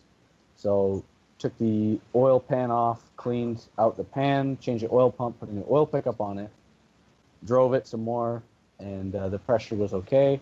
Got it to Gridlife, and within half a lap, oil pressure warning light came on. And I thought I could just limp it back to the pit, like, it'll be okay. It didn't. It seized at the track exit. Damn. What do you think was wrong with it? I am guessing, I guess, like when we switched it over to ethanol, because we run Ignite red, so like basically all ethanol. Right. And it just like washes all the shit down the cylinder walls and like all the goo into the bottom of the pan. So I'm guessing no matter how many times we cleaned it out, it just got a bunch of gunk stuck on the oil pickup and took it out. Why do you guys run ethanol? I know a lot of people do, but is it just because it burns cooler? Is there any? Because I was running C16 this week, and obviously it's a little bit more expensive, but yeah, big time. What's your guys' theory behind ethanol versus race gas? It's cheap. We pay so much money for race fuel in Canada. It's unreal. Like a drum, we used to run on the first year we had the Subaru engine together. We ran it on VP MS 109. And I think we were paying $1,300 a drum for it. Oh, yeah, which hurts. And now I think that Ignite is like a quarter of that. So I can literally use 4 times as much fuel and spend the same amount of money. Damn. And everyone uses it. Like, not everyone, but a good chunk of the FD drivers use it. So if I ever need some, I can usually find it at the track. Right. What's fun is, Canada is not known for producing a lot of corn, right? No, not so much. You guys are much better at it than us, but I have fallen in love with corn in every facet of life. Smoke a corn cob pipe. It does smell like tortillas. When it it does smell like tortillas. Like when a car powered with ethanol drives by, it kind of like tacos. I don't know. Yeah, see, that's the thing it burns the nostrils. Yeah. No, that's if you like sniff it like right off the pipe. Yeah. It's see, a little rough. the thing about ethanol though is that it burns cooler. It makes good power. But then it gets gonky if it. But that's the sits thing down. is, it's like you have to worry about consistency. I don't know what the shelf life is on ethanol.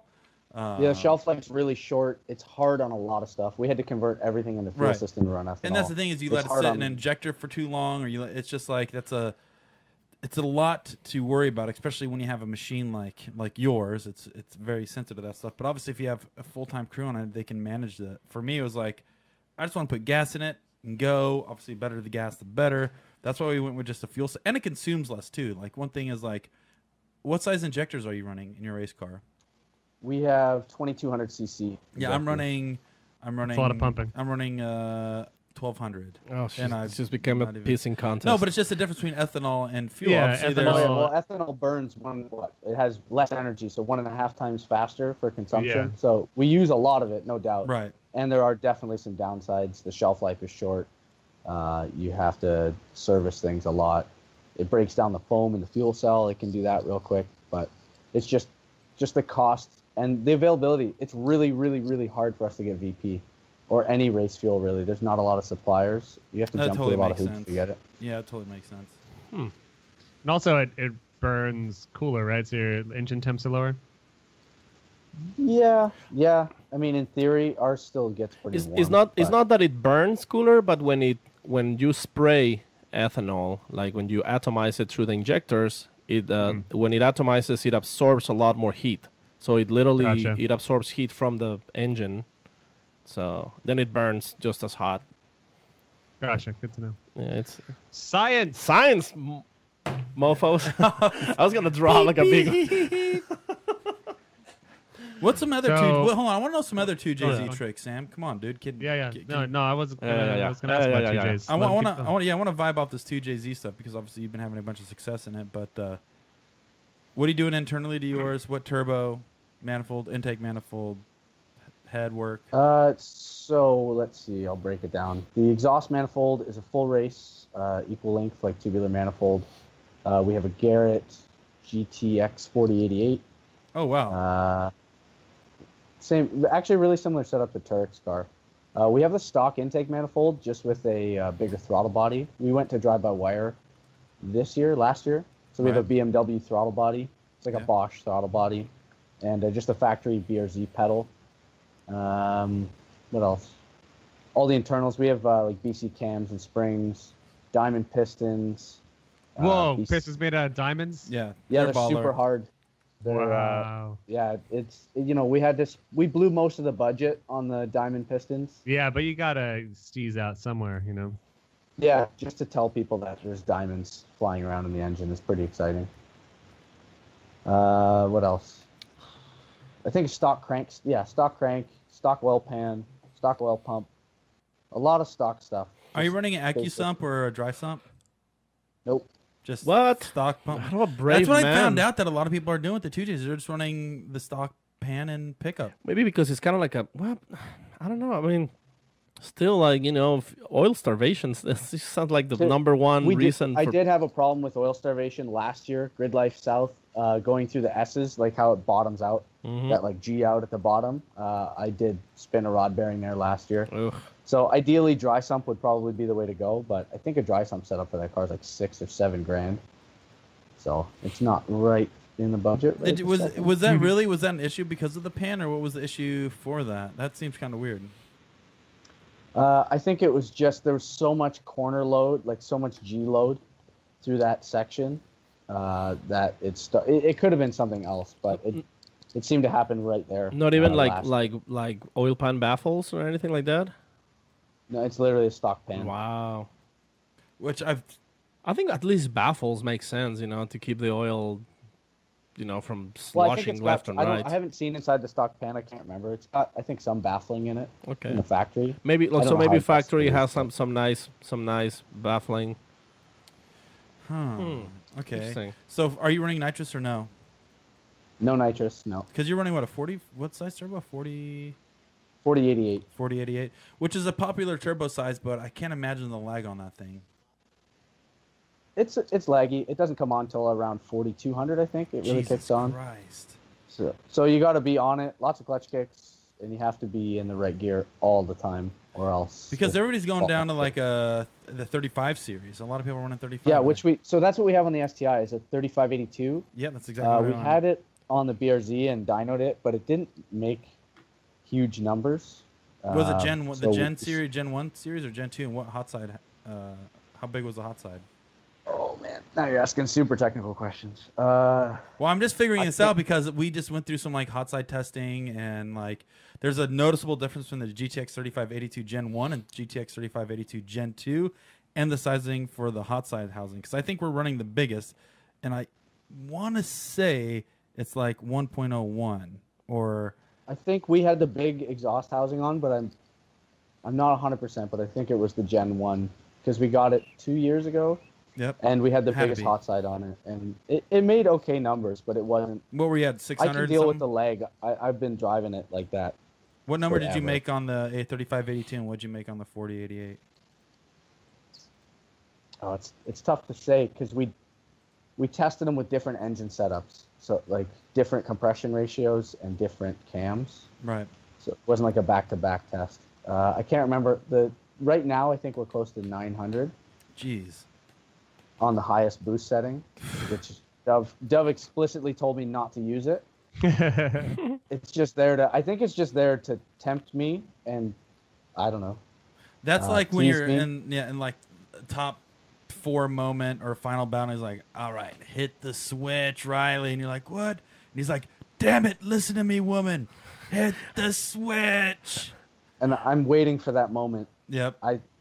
That's what I think it's for. It's basically like, all right, fuck it, let's And then blow everything up to do this. And then you get on the well, then he responds back, "Stop yelling at me, Dov." And he's just like, "No, god damn it, you woman, hit the fucking switch." I think he did hit the switch on his last battle against who you went against in Atlanta?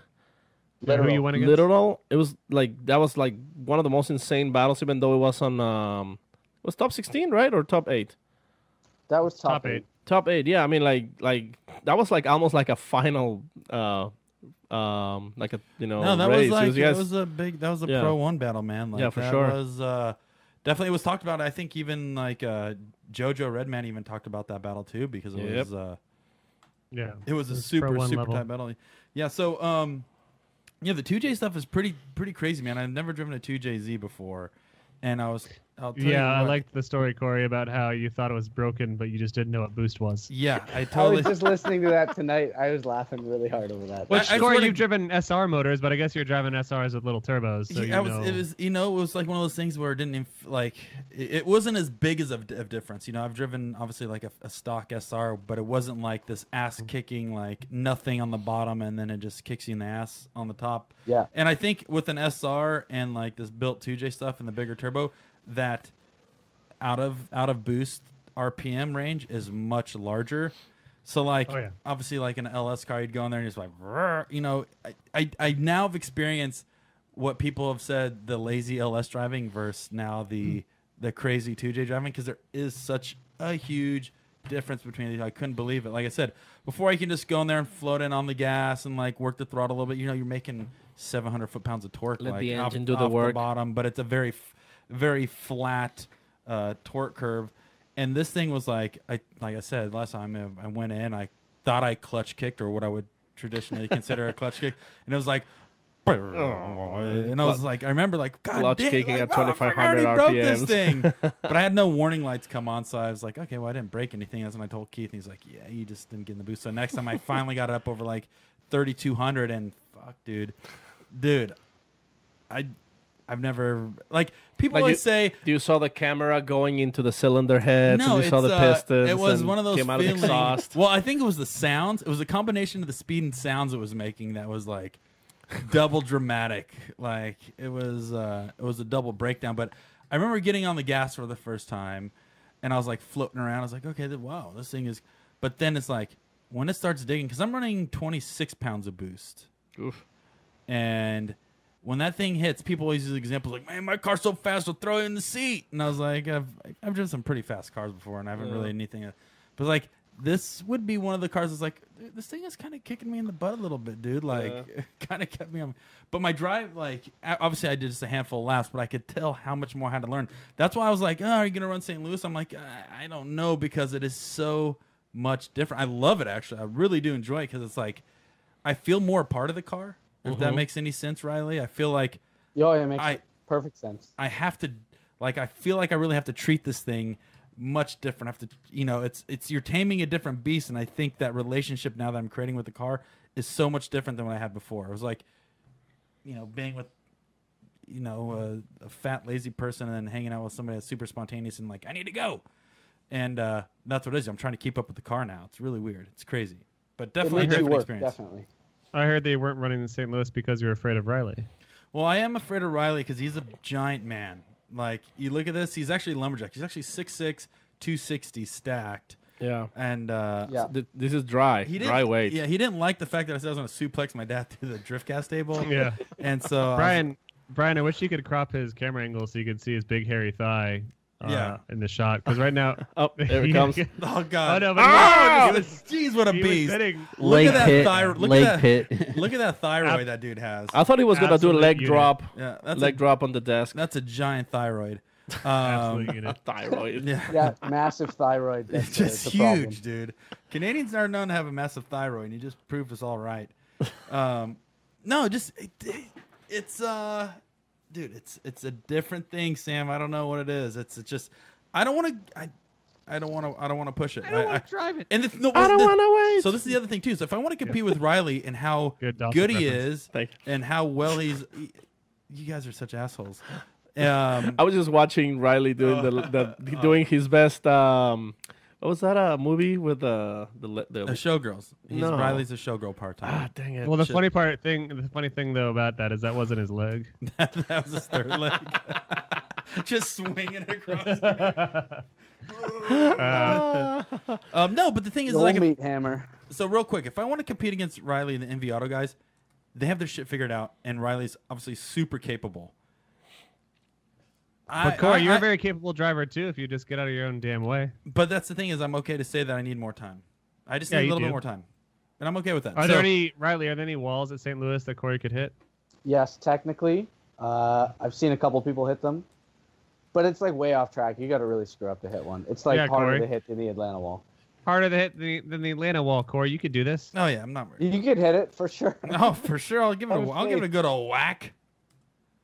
No, I'm gonna. So you're just gonna save it till I'm gonna save it. Texas? I don't know. And once again, I'm still being considered. We still have over 60 days before, or 50 days. Oh, dude, that feels Yeah. so good. You know what I mean? We still have but plenty of no, time. well, hold on. We have Seattle first. So Right, we have Seattle, but that's not a Pro 2 round. And my yeah, I'm saying for Paco, like don't get relaxed. We still gotta go to FT at Seattle. Yeah, but it's still like 4 weeks away, right? I'm just Yeah, we still got. I'm just happy that so good. I'm just happy that the East Coast swings out of the way because those were the brutal ones. The brutal flights. These little Seattle ones and Texas, that's easy stuff. Yeah, I'm not worried It's about no that. big deal. But I'm gonna try to go to North Right. Carolina hopefully in the next 2-3 weeks and do some driving so I can get ready for Riley. Riley, are you going to Form the Drift Seattle? No. I've never been to Seattle. Well, you should get over there. get. It's You not better 'cause I get don't want to go. I just never been there. get them Far pro. away. Get them pro, It's a cool son. round. and- It's a cool round. I love Seattle. The place where the drifting event is a little bit less cooler. It's usually like a stabbing or a shooting outside of the track somewhere. But Oh. Seattle itself is great. And I think we're gonna go down to Pat's Acres afterwards and do some. I don't know. I don't think it's gonna be called Turk Bash by any means, but I think the boys and I are gonna be there. I know Chelsea's doing some new cool stuff at that area. It's gonna be the Chelsea Bash. Yeah, I don't know what it'll be, but yeah, I think there's gonna be some cool stuff going on. But I love Seattle. Form of the Drift Seattle is one of my favorite Yeah. events. Yeah. Pat's Acres looks like fun. I watched a bunch of videos from there. It looks like a lot of fun. It's a place that like a guy like me could actually enjoy because it's all second gear drifting. And- You just Perfect. chill in second gear, minus the entry, which some people big balls, and Hold then on. you Hold on. go Sam, fourth gear and reverse entry. Paco, Yeah. Paco, Riley, Fourth and right to reverse. Paco and Yeah. Riley and Big Balls. I need you on my side now. Uh-oh. Okay, Okay. because we're gonna flip roles a little bit. We got your back, bro. Because I'm finally our car's working. It's doing something. So now we can make fun of Sam because he hasn't done Yeah. shit with his car. I can't do that. My cars are all broken. I actually had a conversation today about Yeah. my car. Oh, where did that go, Sam? demon? There's going to be some content. As of right now, the loose plan is there's going to be some content, some build, and some driving content happening at the end of this year, early next year. I see what you're doing now. I totally see what you're doing. This is job security. You're going to break your car again. So you have Forsberg build it, get Gum out on board, and it's a job security thing for you where you keep breaking your shit. And hey, guys, you got an idea. I'm Sam. I'm Drift Idiot. I'm the guy from the internet. You can have some guys work on my car and, make $1 million. No, I think that they are never going to touch my car again, but I'm going to try to finish it myself. It just needs a little work. What does it need? What does it need? I don't know if you remember seeing the end of Drift Garage 4. It has 3 e-brakes hooked up to it right now. Not one of them actually works. Okay. But I'm going to get one of those e-brakes working. I'm going to fix the massive boost leak it has. Well, those two things are so far pretty easy. What's that? Those two things are pretty easy. Yep, and then I'm going to paint the interior. I'm going to do some other minor shit and drive it. It's going to be cool. But I'm going to do something. I'm not sure what the series will be, but the car, the big issue is the car needed to get to RS. And there hasn't been room / I haven't had time to work on it. And I still won't until the end of the year, assuming the year slows down then. But You can stop making fun of me. It's gonna work soon. 2 You've weeks, never heard that dude. before. 2 weeks. Yeah, last 2 time weeks. last time I checked with Neil deGrasse Tyson, time is definitely slowing down. So you have a lot of time. Oh, cool. Thanks, Yeah. Neil. Why don't you ship it out here and have Sam or Paco chop it up and get it running? Oh, listen to those dog noises. Yeah, there's a dog in here with me. Let's see. What- What kind of dog is that? We need to Who's see that? him. What Get him kind on of dog is screen. this? Australian cattle dog. Get him on, Oh, on those screen. guys are Gunner. hypers. Gunner. Come here. Hip hip. Hip hip. I'm trying Oh to my fuck God! them. Did you just say hip There hip? he goes. Yeah, I did. It's a Canadian Hip throwback. hip. He doesn't want to be on camera. Yeah, Gunner. there he is. Gunner, look over here. That looks like a hairy thyroid. Hey. That is actually my hairy thyroid. That wasn't the dog. I'm sorry. Those dogs are cool when they can calm the fuck down. Because one of my roommates in college had one, and it was a little shithead. Yeah, But- he is actually a massive shithead. He's an awful, awful creature. No, Yeah, like once you tire them out, they're great. But like they're bred to herd sheep all day. Yeah, Right, I've and then never you- been able to tire him out. I can't do it. I've tried. Yeah, but you got to get a bunch of sheep. Yeah, we have 2 horses, but Oh, whoa. they just want to kick him in the face. So Have it's you not ever really ridden? Have you ever ridden the horse naked before? No, I've ridden it clothed, but never naked. Remember, Some inside. Sam. Remember, It's he's crazy. a hairy man. Yeah, if he he's- gets on the horse, So he'll that's- just velcro to it. No, he's. Well, it depends on if it's a looper horse, See, that's- horse or a hooker horse. Well, that's the thing is when I first met Riley, I knew he was into barebacking. You know, I knew he had a. He couple- likes to ride bears. Yeah, bareback. No, just Yeah, he likes to ride that's bareback. my trademark. That's Yeah. the bareback. It's the old Canadian Yeah. barebacking festival. Is that Yep. the name of the episode? The old Canadian bareback. There Yeah, you go. for sure. That's it. We got it. Thank you. Got it. It's a wrap. I don't think that can be the name of the episode. No, for sure. No, Oh, it because can he's totally a be- horse. He's into horses. You know, barebacking is riding without a saddle. That just seems. Yeah, so what like else that. would we be talking about? Yeah, Sam. What, Yeah. what are you talking Well, about? there's that photo of me that you like to share pretty often. Oh, where I me still have that. I have a photo. bareback and the horse. Totally. You look like Puddin. I gotta find that. That That was one the of- first and only time I've ever ridden a horse at speed, and it was without a saddle. And my aunt had one in Texas. She's like, "You want to ride the horse?" I'm like, "Fuck yeah, I want to ride the horse." And then I just hopped on and hip hip. Gave it a little kick. Gave it a little kick in the thyroid, and we wore off. It was good. Dude, you look like Fabi on that horse. I couldn't believe how good. It was a good photo. It was a good Oh, time. here it Like, is. Here. Oh no, this is actually a Photoshop. Ah.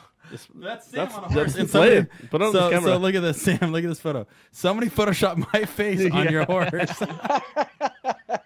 That's when Look Sam. at Sam barebacking right That's there. when Sam God bareback damn. bareback Corey. For the people who's There are not some watching, photos of me barebacking as well, but you got to really dig on the internet. Look, to I find want to those show ones. Sam's Hell face. yeah. Let me see if I can get close in on Sam's face. Look how dorked out oh, he he's is having right a great there. time, dude.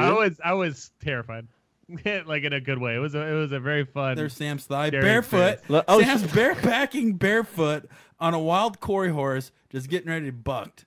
It's just weird though. He's that gonna get you buck have fucked. to hold on to the hair. Yep. Like it's like oh. You don't look shoot, very my You gotta amused, pull Corey. hair when you're barebacking. That's how you do it. Yeah, I guess. What a Anyways, nerd. Corey Horse is We'll, a good we'll horse. make I sure to fed him we'll a make bunch sure to of get that up carrots. on Instagram so you can see Sam barebacking. Barebacking. I like the idea that you instead of feeding Corey Horse carrots, you just feed him a bunch of raw hot dogs. Like here, Yeah. Keep Corey Horse. keeps him sharp and on his toes. Yep. Man, that's a good photo. All All right, good do you times. want to get to Instagram questions Yeah, with yeah. Riley? Let's do this. Really? All right. Let's All right, I like this see. one. This is really good. Getting right into it. AEast88 says, "Are you my dad?" I could be. I've been asked that a lot of times, and there's too many encounters to call. Yep. Yeah, for sure. Which, by the way, oh, sorry, is that it? Yeah, it's it for the Okay. questions. Yeah. That's the only one. I was gonna say, can you tell us a little bit more about your new Rake modeling career? Rake Yeah, Club. so actually this season drifting will be my last one. I got hooked up with Home Depot, and I'm going to be modeling their whole 2018 fall rake line. The fiberglass handles, the wood handles. Mhm. There's the wireframe rakes for like lots of leaves, and then you get the really stiff little Yeah. teeth for dirt. More so I got to balanced. do the whole line. I've maybe always some been a fan of shovels. like the plastic loose teeth, the ones that have flex to them, so that way you Yeah. can kind of drag it across the ground. I feel like you get more spread with that style. Yeah, it's good for like grass clippings and lots of leaves. But you know, if you have to move some loose soil, the metal rakes are that's really not nice. ideal. Yeah. No. But so maybe some rake modeling, some shoveling if they let me, but I'm not really up to that skill level yet. But all joking aside, so you were at some event this weekend, right? What was it called? So the event's called Drift Jam. Well, Paco, you could use the question that someone said. Let's say, hold on. That's Max Frolic says, "How was Drift Jam on the weekend?" It was awesome. I didn't get to drive because I broke everything that I own, but it was awesome. We had like almost 50 cars turn out. It's a small go-kart track, and the first time we've ever run anything there. A couple of my friends put the series on. It's a brand new series. This was the very inaugural event, and it was an awesome turnout. Guys drove all the way from Chicago, drove all the way down from Montreal, and it was a really, really good time, really good vibe. Everyone had fun. Nobody was killed. It was a good time. Nice. It's always a good time when no one gets killed, you know? Yeah. I like the go-kart courses because I don't have to leave second gear. Yeah, it's second gear all day long. Second gear All-Stars. That's what I'm about. Paco, maybe you can translate this question from Aerotech. Let me see if I can find it. Second one down from the top. Second one. Oh, it looks like it's a different order for me. The newest first, maybe. I don't see it. What's it? It says ka. I figure that's Mexican for something. Mexican. Ka. I'm looking for it. Oh no, Aerotech. It's Canadian flags, Sam. Oh, weird. Yeah. I guess because I'm looking at my computer, it doesn't do the emojis. It's just the Maybe it's initials just of Canada. Ka. Just Canada shit. That's what they're saying. That's Canada. awesome. Whoa, Brian. Who said that? Was that you, Brian? No, that was me. Oh, that's you. I thought it sounded like Brian for a second saying Canada shit. Why are you talking smack on? I was gonna say Brian. Boy, gonna make all the Canadians angry. It wasn't Riley, me. why are you talking smack on the Canadians? On the motherland. No, well, I can do it. I've lived here for long enough. I can talk shit about Canada. Oh, there you go. It's not I'm just screwing around. It's not a bad place. I really like Canada. I minus love the Canada. cold. Yeah, But- the cold. I'm getting kind of tired of the cold. Yeah. I'll come I to can do without Arizona. it. It's like the total opposite. Or you could just I'd live work on my somewhere tan. I'd nice. get rid of those tan lines if I was in Arizona. Oh, those good. bikini tan lines. Okay, Riley Sexsmith with the shit talking. You could also die of dehydration and always have allergies because it's so dusty and awful, as I lived. Look at that tan. Look at Paco, that. stop flexing. Paco, stop flexing. Let's see. I don't know if you can see it on camera. I got Whoa. a little. Oh my God, what is that? Is that hair? Arm a little That is higher. all- yeah, Bring that your is arm all up a little hair. higher. It just continues south and gets worse. As you Well, go I south. was going to man. say, what is that sweet Harry Potter tattoo in your arm? But I think that's hair. Yeah, you take the Speaking hair. of Harry Potter, check this out. Uh-oh. Boom. Got a He's- legit wand What? from Harry Potter land in Boom. Florida. What's give us your best spell. I heard this one at Gridlife. What is it? Fetus deletus. Riley. Comes in That's what I handy. got, Oh dude. my God. That's the best one. Fetus deletus. Delete it. Oh, it's gone. Just pushes it out on the board of John. All right, so mine's got a fucking Oh, so dragon. you guys dick are doing core. hair. You guys are Yeah, doing. I couldn't afford the dragon dick core, so Yeah, that's really I what just it's got the about. standard one. You went to Harry Potter World, or Florida? I didn't get to go to that one. I've only been to the LA one. I Hold actually on. did not get to go. My coworker went, and I so- requested a one. Hold on, we're gonna have a That's wand sweet, off. though. Hold on. I We're got gonna have my- a wand off real quick. All right, Riley, go ahead and show us your wand real quick. And do your spell. All right, so do a spell. Okay, I just gotta. Let me do some warm ups here. Yeah. Hold on. I Okay. gotta So get the we're gonna wrist do a wand flexing. off real quick. We're gonna see who can cast the most spell. Paco grabbed his wand, and Riley, you're up. You're number one. Go for The it. most spells, No, just the best spell. the best spell. Yep. Okay. Yep. Well, I've only got the one. Go ahead. You which I can use it again. You regularly. can use it again. So Sell it. fetus deletus. Wow, that's a very It's supposed to be a Caucasian way. poof, the uterus. Yep. Mm, It's, Okay, that was everything nice. flushes out. That was All right, nice. Let's do Sam. So when we're done, guys, 1, 2, or 3. 1 was Riley. 2, Sam's gonna be you. All right, let's go and get the Sam. Get your wand out, Sam, and go and give us a spell. Paco Deportes. Wait, let's see. Ran out of the studio. And what happens? Paco just killed over dead. Yep. No, I didn't Paco's want to kill gone. him. I just wanted to. Nope, you Send killed him Paco. back. You said it wrong. All right, damn it. All right. All right, what do you guys got? Hold on. You resurrecto erection. Paco. Boom. There we go. Paco's back. Oh, All right. Sorry. hi. I used the erection spell on Yeah. Paco. All right. So Paco has his wand, and Paco's number 3. All right, Paco. Yep. This is a spell that I actually learned from Sam. Okay. You guys ready? Yep. Let's see it. Bonericus rigidus. Oh, watch me. Wow. That thing. Watch you pointing that thing. Dude. You gotta poke someone's eye out, Paco. And now everybody has boners. What did you do? That was a spell? Yeah. Oh That's my incredible. God, Yeah, I that don't know how you worked. did that. I have a massive erection. So do I. right now. It's about What 26 kind mils right now. Paco, what kind of core does that wand have? What kind of core? Yeah. It's fleshlight core. Fleshy. It's a Fleshy core. It's a fleshy core. All right, It's that not makes Monty sense. core. It's fleshy core. Wow. So okay, 1, 2, or 3 in chat, guys. Who had the best spell? Press 1 for Riley, 2 for Sam, and 3 for para Paco. español, presiona el 3. In the meantime, let's get some more Yeah, grab more questions more before we let questions. Riley go, because it's probably like 4 a.m. there. I don't know about Canadian time. No, it's only we're 3 hours behind. It's I no know. big deal. 12:25. I'm good. I was You- goofing you mean about my lack ahead. of knowledge of Canada. Macho Man Randy what- Sanchez. Oh, can I? You got it? You got yeah. it? You got it. Macho Man Randy Sanchez asking, is it legal to transport mass quantities of cat food across the border? The cat food exchange rate is good as heck right now. Nice. Yeah, I would say if it doesn't contain too much meat, you're probably good. Probably good. Okay. Byproduct cornmeal. That's what you got to look for. Main ingredient. For cats? What are you talking about? Cats need meat, dog. Well, I know, but if you're trying to get it across the border, unless you just keister like tons of, I don't know, That's the Iams whole or whatever, point. Whatever cats eat. Fancy Yeah, feast. that's like that reminds me of that one time There when you go. me, Sam, and Paco were driving to California, and Sam wanted to smuggle a Pringles can up his butt through the border because he's afraid that the California border would stop us. They didn't, They but I did have a good time. He still made it work. I would just, Did you crush the can or did it retain its shape? No, Is there I took its rigidity, and then I would twerk, and then everyone would open their mouths, and then chips would fly in everyone's mouths. It Oh was wow, the that best. sounds like. No, it was that's good. quite That's a why trip. we call Sam the Pringles man. Here's from Chimera46. Riley, barbecue corn, microwave corn, or boiled corn? Butter or no butter? I only ask the tough questions. That is a tough one. Yeah. I would have to say barbecue corn out of the husk. After No butter. boiling it, or do you boil No, it first? no. I just put it straight on the grill, Uh-huh. and then I pick it up when it's too hot to eat, and then get third-degree burns on half my mouth before I finish it. Do you put That butter on sounds it? right. Butter, salt, pepper. And then you no, have no spices, just like Oh, pure you're just meat. raw you're dog. You just disgusting, raw man. dog some corn. Damn. Yep. Yep. That's how I do it. Put that thing in your prison wallet. All right. What else do you got?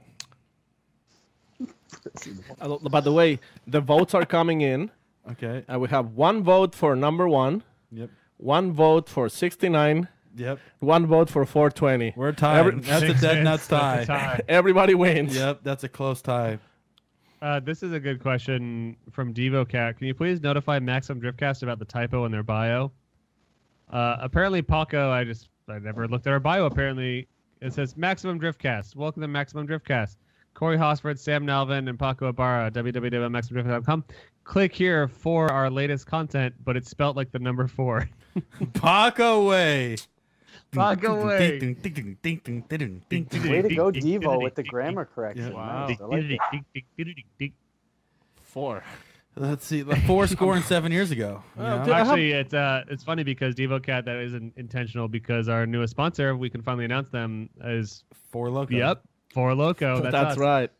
And Like, this is brought to you perfect. by underage kids smurfing For Loco. If you're a kid not allowed to drink yet, it's actually legal if you butt chug. Yep. Here's one for you. That's this not is from. true. This God, is there's from a disclaimer. That's not true. I don't want to kill any kids. Alan Union. Yep. Alan Union. Go ahead. Fries Get that with, out of there. Fries with gravy? Question mark. Oh man, see, they're gonna pull my Canadian card for this, but I actually don't like fries with gravy. Ooh. AKA poutine. No, you have to have cheese curds, and they have to Oh. be Yeah. fresh cheese curds, and they have to Yeah. squeak when you bite into them. That's how fresh. That's the cheese curd is what's I- squeaky. At the last Form of the Drift Canada, maybe ever, I was like, oh, poutine, everyone likes it. I'll get some. And I did enjoy it. And then almost immediately, Shit it 10 all minutes out. later, like my stomach just went, meow. Did you get it from the old ladies in the food truck there next to the track? I did. Yeah, that's the best poutine probably in the country. You had the best. You can't ever go anywhere else now. Wow. It was delicious. It was delicious, but I'm never going to do it again because it did not sit well. I did like how I once ate Riley. exclusively poutine for an entire FD Canada event and had roughly the same results. It was wonderful. Yeah. I did really enjoy how Riley immediately went to what you probably should eat it all out. Like that was the go-to Who would have poutine thought experience. that fried potatoes with gravy and cheese would have done such a thing? I think it's a combination. I don't want to speak for all the Canadians out there, Riley, but it's like it's a chemistry experiment. Sam, you know when you put Mentos in like Diet Coke, it causes a reaction, and when you mix fries and gravy, it creates a reaction when you bond them together. Mm-hmm. I've heard that. Yeah, I believe it's a covalent bond between it is. the starches and the potatoes. Yeah, keep Doing going. some chemistry shit there, Rilberg. Well, we've been Sam. We've really been working on this. We've been thinking about this whole poutine thing for a while because we learned from your experience that that and the rub and tugs. The main reason I'm bummed that FD Canada's gone. Yeah. Oh my God. Montreal is known for its rub and tugs, definitely worldwide. Sam would get a rub and tub covered in gravy. It's called Le Rub and Tug. How do I combine those two? Is that an option? There's got to be a place if you can think of it. Yeah, you just got to know the right people. You just got to watch the temperature of the gravy. Oh, because if it's right out of the pot, it'll scald. Yeah. So you got to let it cool for a bit first. Been there. Yeah, that's a good point. Good eye, Riley. You have an eye for that stuff. I'm glad we had you on. So I hate to have Sam come back having burn marks like a chili dog just laid on him, and don't want that to happen to our poor guy here. All right, I have a question here. It's another a funny one from Drop a Gear 7. Okay. Better be funny now that you've prefaced it by saying it's funny. It's funny. I hope Who it's in not. Pro 1 do you really want to go against? Oh my goodness. That's funny. Like in a bar fight or drifting? Oh, let's do Go both. again. Let's do both. Absolutely, both. I would say go against, but also go against in a competition of riding a electronic bull. Oh, okay. Mechanical bull. Excuse me. So who do you want to compete on drift track with, and who do you want to battle in a mechanical bull battle? So compete with Christoph Bluch, because Sick. I probably wouldn't be able to keep up to him, and That'd he's be just fun. like super aggressive. Oh, and he's I gonna- love the way he drives. He's gonna fuck you up so he, good. He just agreed to be on the show next week, so we'll see how he feels about that. Good. I would love to drive against him. I'm sure I would get destroyed, but I'd be happy in the process. And then mechanical bull. Am I doing it to win? Well, so let's break this down a little bit more. Let's say that some FD driver's got a sweet rack, and you want to see that thing bouncing around. I would say go against Hold that. on. I want to go a little bit more deeper than this, Sam, because, when you look at somebody, when you size somebody up to go against in a bull battle, what do you look for a flaw? Or what do you look for to say, do you know what, I can beat that guy? Skinny legs. Top heavy. You don't want. I would go against someone super top heavy. You want to have all the weight down low to stay on that thing. Okay, so give us some examples of who would. Let me look at the Pro 1 roster real quick and see. See, because I would look at two things. I'll look at forearms. See who's the lack the fap, and then. But if you go for top heavy, I think I know. Who would you pick? Vaughn. Vaughn's a little top heavy. He's that's shaped exactly like a what I was top. thinking was Vaughn. Vaughn. See, because you wouldn't. I want... bet. You ready for this? I bet I beat the shit out of Ken Gucci in a bull he'd be riding fragile. competition. He'd be super fragile on a mechanical bull. He's got small hands. He likes laughing. He likes fun. I would make him smurf 2 Zimas, and he's down for the count. He'd be out. He'd hop on that bull and get bucked right off. We'll be down with the sickness. Yeah, that's super. Is He'd there be down any with way that that we can sickness. organize this competition at the Texas? It's happening. Yeah, Yes. I'd say that maybe, you know what, Riley, there is something to that. You guys, the Pro Tours are going to be in Texas. I'd say that maybe we do a bull riding comp. Yeah, I would say the day right before we have to qualify, so all of us get super injured and then have Super to drive. injured and drunk, and so you're super hungover. Well, I wish- I'd say maybe shit. What can we do it? We only come there Friday, so I guess Saturday night maybe we can try to get a bull riding comp down. See, I'm down. I've actually always wanted to ride a mechanical bull, so I'm in 100%. See, I would wish though when we have these battles, we stage people up face to face, and they have to tell them why they're picking them for their flaws. So you have to say, do you know what, Vaughn? I see you're a little top heavy. Your forearms are weak, and I don't think you got the strength in your legs. Yeah. And he'd be like, Also- oh, God. It's on. It's on, dude. Riley, if the bar is closed down, all you have to do is sit on Corey's back and stick your finger up his bum, and he will be the same. I would take a nap. movements, the I would same- actually just keel over and take a nap. I'd like. Yep. Oh wow! Thanks ejaculate, keel over, to take For a that. God damn it, Sam. That Yep. word. I bet Matt Field wouldn't be too good either. I No. feel like maybe he'd be really good. Forsberg would be Odie? good. Odie would be good. You see, like Dye would probably be Peter. fragile. Peter's too long. Peter's I bet. James Dean's too That'd be- long for a bowl. I'll pay to see James Dean on the He'd be ball. standing up the whole time. He'd just be like, okay, well, No, but he'll faith's not off flop, the dude. ground. Like he'll flop all over the place. Like the trajectory yeah. of the upper torso would be exactly. Yep. I Yeah, bet there's a that lot would of. be That's a really good point, Riley. I'm glad you brought that up. I didn't realize how fragile a lot of these guys are for riding a mechanical bull. Wow. These are our sport. Yeah. Like some of these guys would either be really bad or really good. Like Dan Burkett, is he going to be really bad or really good? Radical With Daniel. that mullet, I feel Yeah. like he'd be really good at it. Yeah, he would be really good. You're Natural. right. Dye probably really good. Alec Conadell has been hitting the gym a lot. I wouldn't count on that. Chelsea, pretty much a cowboy already. Alec Canada will rip that mechanical bull apart with his legs. That guy's a beast. I would not choose him as my competitor. I would lose. Who's that? immediately. Alec Frederick Conadell, Osbo that guy's- might actually not be good at it because I don't think he's ever seen a cow before. No. They must have cows in Norway. No, they don't. No? For a fact, I know 151% they have Wow. never seen a cow in Norway. No. Okay. Yeah, I hope that's a fun fact. it's a fun fact. It's not real. Oh.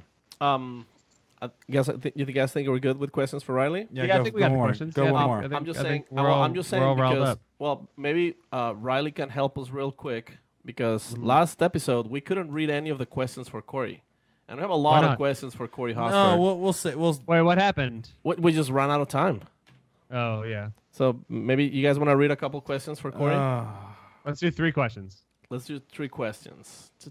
Well, there's a lot. It'll be hard to choose. I Riley, can't believe you guys. I guess I didn't even think about that. You guys didn't answer questions last show. you yeah, we fucking run out of kids. time. Riley, do you have your phone by hand, or are you Skyping from your Yeah. phone? This is gonna be a No, role I've got my reversal. God. Yeah, go on Instagram and look on our post for Corey's questions, and pick a question and ask it. Let's see, like Okay, you gotta bear with me. My internet's like super slow. DMI Snoopy asking, are mustache rides free, or do they come with a VIP pass? Oh man. Well, the VIP pass, you need a VIP pass to get one, but the VIP passes are free. So How tall do you need to be to ride these rides? 6'4", 6'6".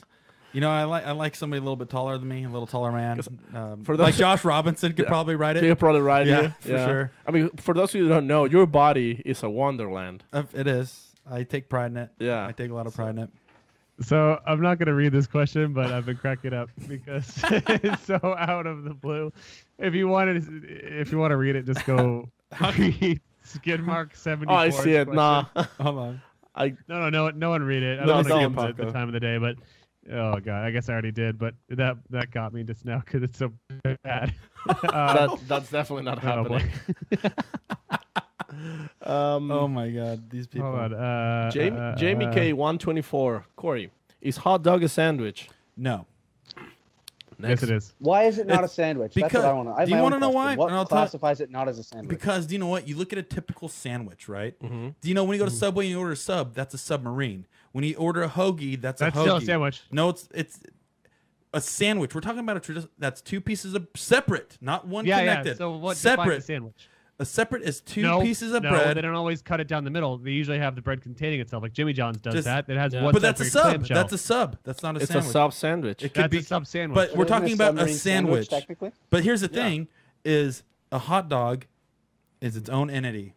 It's like a subgenre sandwich. Well, what, Like a what subgenre. defines? Thank you, Brian. That's where I'm gonna. I actually spent an hour at my friend's house in Arizona the other day, or not the other day, last year. Because here's the over thing: Christmas. is so We hold on, spent hold on, some hold on, time hold on. with this. Let's hold on. Sam, hey, do you want a sandwich?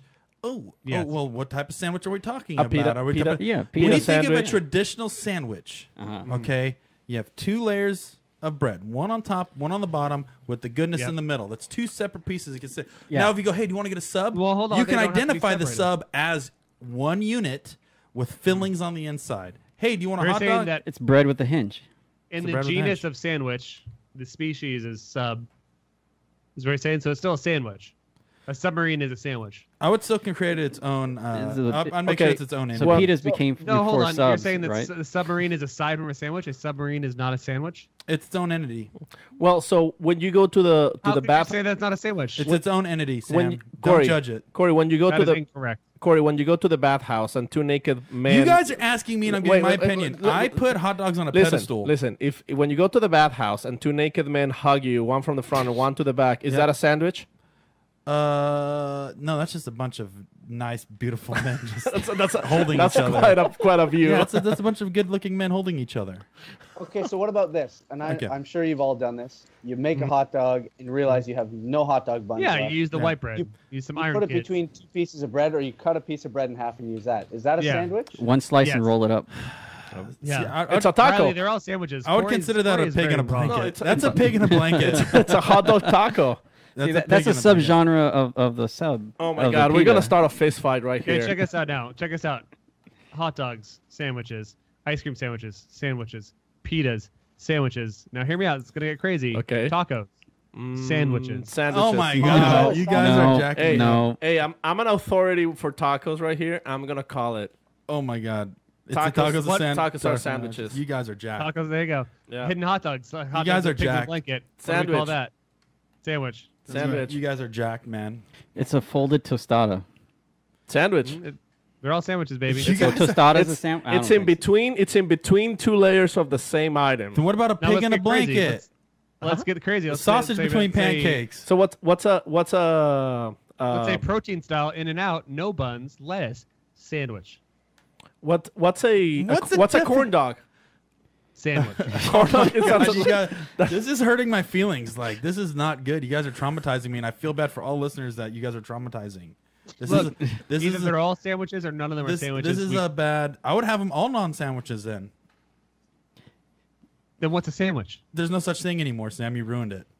Now, is it separated by the action of sandwiching something, or does it have to be bread? I think that it's whatever we believe in our hearts, Brian. And you know what? You guys asked me a goddamn question, and you just ruined it.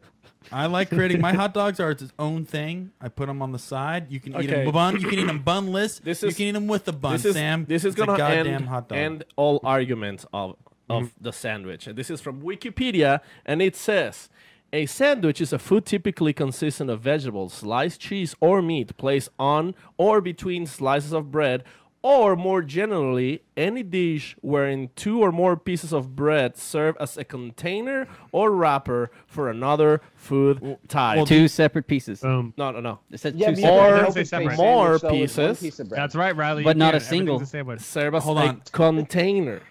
Yeah, but two pieces to make a container, not a single piece See, like a hot dog. You guys are all fucked up because I eat my hot dog protein style, no bun. But and I Brian, fucking shoot Subway, that you've been thing. to Subway. You know what happens at Subway. It's one piece of bread that you cut up, just like a hot dog. Just bun. like I'm gonna cut you up, Sam.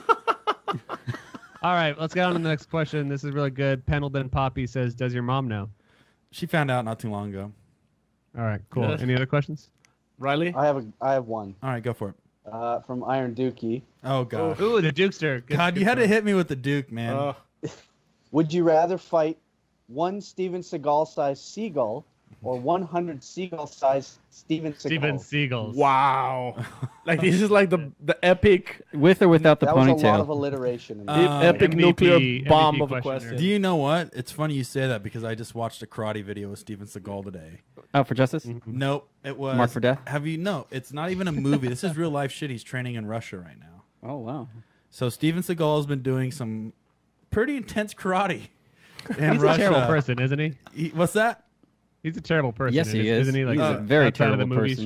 shit. Well, anyways, he's been doing this karate, and I wish Brian could pull it up on YouTube because Yeah, I if can't. it is one Can't right now. karate We size totally stream. Steven Seagal, I would not fuck with him. Oh hell no. Nope. What about a bunch of tiny ninjas? Yeah, that's fine. Do you know what, Sam? I don't know if you know my body type, but I can steamroll them pretty freaking hard. I'm built like a brick house, You're dude. built for speed and comfort. I'm built for speed and reliability, Sam. You know this. I slept on your couch, buddy, and I used your bathroom. He farted on And you have, my you face. have a really small bathroom, and I fit in it. You're definitely a shape. I'm a shape. Not, I wouldn't say it's in shape. Hot dog is a shape. A shape. Which is A shape. I'm in a perfect shape, Sam. You're in some sort of. It's a shape. Yep. Don't take me down this path, Sam. I'll lead you down a very dark and gloomy road. Do we have time for one more question? I don't Yeah, care. get Hit me one with more them. and let's wrap her up. Yep. Northquist Drift. Okay. Marry, fuck, kill. Jared Deanda, Kyle Cross, and Nick Swan. I'll cross one of our friends and content contributors, Nick Swan, Gridlifer bro, and works on Dirk Stratton's team. They both look vaguely similar from They all have 50 feet. ginger beards. Yeah. Yep. Mary. And Jared Deanda, nobody knows who that is. Jared Deanda, never heard of him. Next, just kidding. God, that's He's our, tough, but Drift I guy. got a reason. I got a reason. I got this. Okay. Okay. So I will probably, I'll probably marry Kyle Cross. Yes, absolutely. Because he's a gentle sweetheart. Yep. He's he reminds me of a mini Nick Swan. But that's why I would fuck Nick Swan. Because Nick Swan, you could tell he's a little feisty and rough around the edges. It should be fun. You Yeah. know. That would And be fun. Yeah, so that'd be definitely a one night fling with Swanner. And then I would have to kill Jared because I still remember Jared punched me in the face on accident at Road Atlanta. Actually, I told the story On earlier. accident. I had my phone out like That this. was no accident. You I'm deserve holding it. my phone like this, and I'm standing next to Jared, and we're in Atlanta. We're talking, and I'm watching him talk, and I'm looking at my phone afterwards, and I see him talk, and a huge like meatball flies out and lands on my screen. I look, I'm like, Jared, you just spit a fucking meatball on my. It's like it was this big piece of meat, and he looked at me, and he's like, yeah, and he like knuckle punched me in the neck. I was like, you spit on my phone, then you punched me in the neck. I'm like, dude, sorry, That buddy. sounds right. I'm That's- surprised he found your yeah. neck. Yeah, he got me in my neck. So yeah, I'd definitely marry Kyle Cross. He'd be a great companion. Nice. Nick Swan would be a great fuck, and Jared would just be an easy kill. All right. Good. Riley, any closing remarks before we let you say your final sorry? Go back to Canada. Say my final sorry to make my country proud. Yeah, I just want to thank like everybody that got me into this, got me started. You're the man. The guys at Envi are literally like a family to me because I don't have a big extended family like in Canada or anywhere really. So You do have they're a kind of family like in my- Arizona, by the way. Now you've got the Driftcast family, my Yeah. friend. Yeah, you guys are like my family too, so it's nice because I Shoot. don't have a lot of real family, so I have like this big surrogate family and you guys are all really sweet. So Oh. Well, I'll tell you thanks this, to all dude. you guys. And You are one of the dudes we look forward to seeing. We look forward to seeing everybody, but you've been a dude we've been low key rooting for, and I compare you to like an Odie. You're very much like an Odie Bakchis, where you know you're this quiet dude and good-hearted. and just good-hearted. You're overall a good dude, but Aggressive you're driving. a different person on the track. Oh, yeah. And yeah, behind the wheel, I'm a huge asshole, and I just want to run over everyone. well, see, that's the thing is like there's different types of drivers in the sport, and we can Yeah. pin it pretty quick. Yeah, you have like the media guys. You have like the dudes pushing, trying hard, and then you have these dudes that are like, you know what? They're kind of low key. But then another car. But you know that is it's- what that but is watch what out. that's how these guys. Yeah. That's your character. Your character's this maniac behind the wheel, but the soft-spoken guy off track. Yeah. And you're exciting to watch. And dude, we're just Yep. happy you're around doing this shit. And just like Odie, the second he gets off track, he always comes up and whispers like really obscene shit in my ear. Yeah. oh, okay. like I'll have dirty to- I'll have stuff. to do that, yeah. Yeah. And also, Yeah, man. you party bullied like a big one this Yeah, Friday. you hung out with us at Gridlife. We I we know. bullied a little. I'm sorry I couldn't make it for Saturday. I did a Saturday on a Friday, which is a very amateur move. It's for the best. It's for the best as well that I didn't get to tell the Saturday Gridlife stories on our show with Corey because it wasn't the best. We're sorry, everyone. Nice. I like it. It was fun. It was was fun. good. I don't have Good much to times. apologize for. Not you. Yeah. Not me. I stole. no. I will apologize. Actually, I stole someone's cheddar goldfish. Oh, that was From so the Oh, that's good. site. fucked up. That's That is fucked up. You gotta go, dude. Yeah. Whoever's missing goldfish, if you hear this, I will reimburse you. I will buy you another package of goldfish. It's Even not about pizza ones money, if you want. Riley. You can't bring back that moment when that dude wanted goldfish and he went to go get them and they were gone. I know. I've been losing sleep over it ever since that night. So I had to get it off my chest because it's been killing me. All right. Well, when all the right, so but the just wipe powers all these conveyed goldfish to off your us- chest. by the powers conveyed to us by the Holy Trinity, we forgive you. Holy Trinity. Yeah. Two L's. Vin Diesel, The Rock, and The tube sock. yes, that's it. Holy Trinity. Right there. Man, that should be the episode title. Vin Diesel, The Rock, and the Tube Sock, except for it has nothing to do with Riley. I still think that perfect. the all Canadian barebacking is a very good one. Oh, God. All right, Riley, where should we check you out? Where should we check out your sponsor, folks? So I've got my own Instagram at Sexsmith Drift, and then the shop one is a little more active than mine at Envi Auto. That's where we post pretty much everything, projects and whatever event we're going to, and whatever we're working on with sponsors. And we're affiliated with Speed Academy too. We do a ton of work with them on their channel. Whatever projects they're working on, whatever they screw up to the point where they can't fix it, they'll bring it by and we'll try and get it back together. Things like that. Go ahead. Sorry. Good. Say very good. Whatever else you got, man. Whatever. Yeah, well, our sponsors for this year that make it possible, like Achilles, Vibrant, Garrett, Nanook cases. You guys can't see it, but my computer's actually on one right now. They gave us all the cool hard cases to carry all our stuff in, and they're made in Canada, super strong. What kind of cases? Nanook. Minnook. Like Nanook, and Nanook. and like November, Alpha November. Is that igloo people? What are they called? Yeah, they started off by building igloos. You mean Eskimos? That's Yeah, what they're called. the igloo people. Yeah. Nanook. They started off building igloos, and then, with global warming, they had to move to something a little more sustainable. So they That went makes to sense. hard plastic cases. Big shout out to our sponsor, 2F Performance. Oh, here we fucking go. Man, that's the lamest. I'm sorry. Good. What do you want Actually, I to? take What do you that want to thank him for? Let's hear Yeah. it. Yeah, it's here. And then I want to hear Paco thank you back. Go for it. Well, I mean, I slammed the car into the wall really hard, and the LFC is still like in one piece. It's very robust. Hey. Awesome. So Thank you. I'm very impressed with that. Thank you for making good Well- stuff, because I tried my best to wreck it. Yeah, and I well, couldn't do it. we're impressed with your driving, bro. So keep at it. Keep breaking Dub's stuff. Oh wow. Yeah, I don't know if Dev wants to hear that. I'm going to try not to do that, but we'll see. I get a little carried away sometimes. Yeah, Sick. everyone else that helps with our program, Diamond Pistons that I mentioned earlier, Comp Clutch, Rota Wheels, Canada, Sonax, all those guys, Evolved Injection, CSF Radiators, the whole crew. I'm running evolved injection too. It's funny you say that. buddy. Oh, you yeah, go. yeah. Kyle said that you were running his stuff, too. Injection. Yeah. Man, we've had the same injector since we built the car. Injection Dude. Brothers. That's awesome. Now we meat injections. Hot beef injection is where it's at. Yep. Mhm. Cool, Diamond Riley. Pistons, hot beef injections, Well, pork finger rods, Yeah. chimichanga donuts. RV cams, RB melt. The Arby's melt. Yeah. Arby's melt. Oh yeah. Well, all thank right, you for your Riley. time, Riley. Thanks for talking to us. I know you said that you're nervous early on, which I've never seen this nervous part of Riley, but maybe Well- someday someone will see nervous Riley. This helped with my nervousness. Double decker Koenig. You butt chugged both of those before you came on the air tonight. Well, no, these are the ones I drank normally, but I butt chugged 3 more right before we started. good, Nice. good, good. Perfect. No, So that's how, it really took away the nerves. Yeah, definitely. Awesome. Definitely Can does I that. still have a can in there right now, actually. So. And then, Like a beer And then- chicken. then just like you promised, Riley, you said you were going to send us off by doing a burnout on that motorcycle behind you. So go ahead and do that. Send it.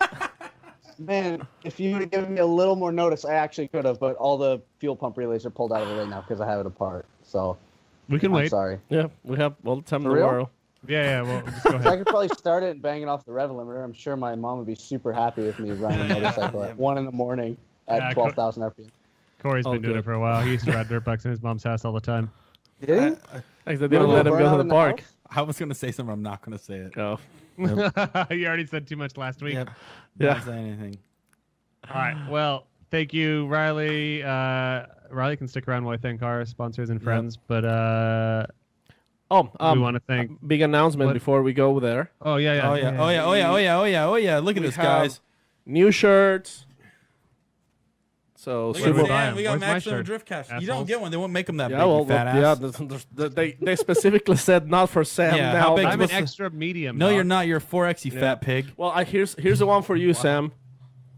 Yeah, we got a girl's tank top for you. Did you cut out the nipples of it? Yeah, I can. Yep. We put I like tank tops, dude. we actually put Band-Aids in those because we know you get a case of runner's nipples, so we actually prep those for you. Thank you. I Pep appreciate nips. it. Yep. So yeah, we Where have do I buy that?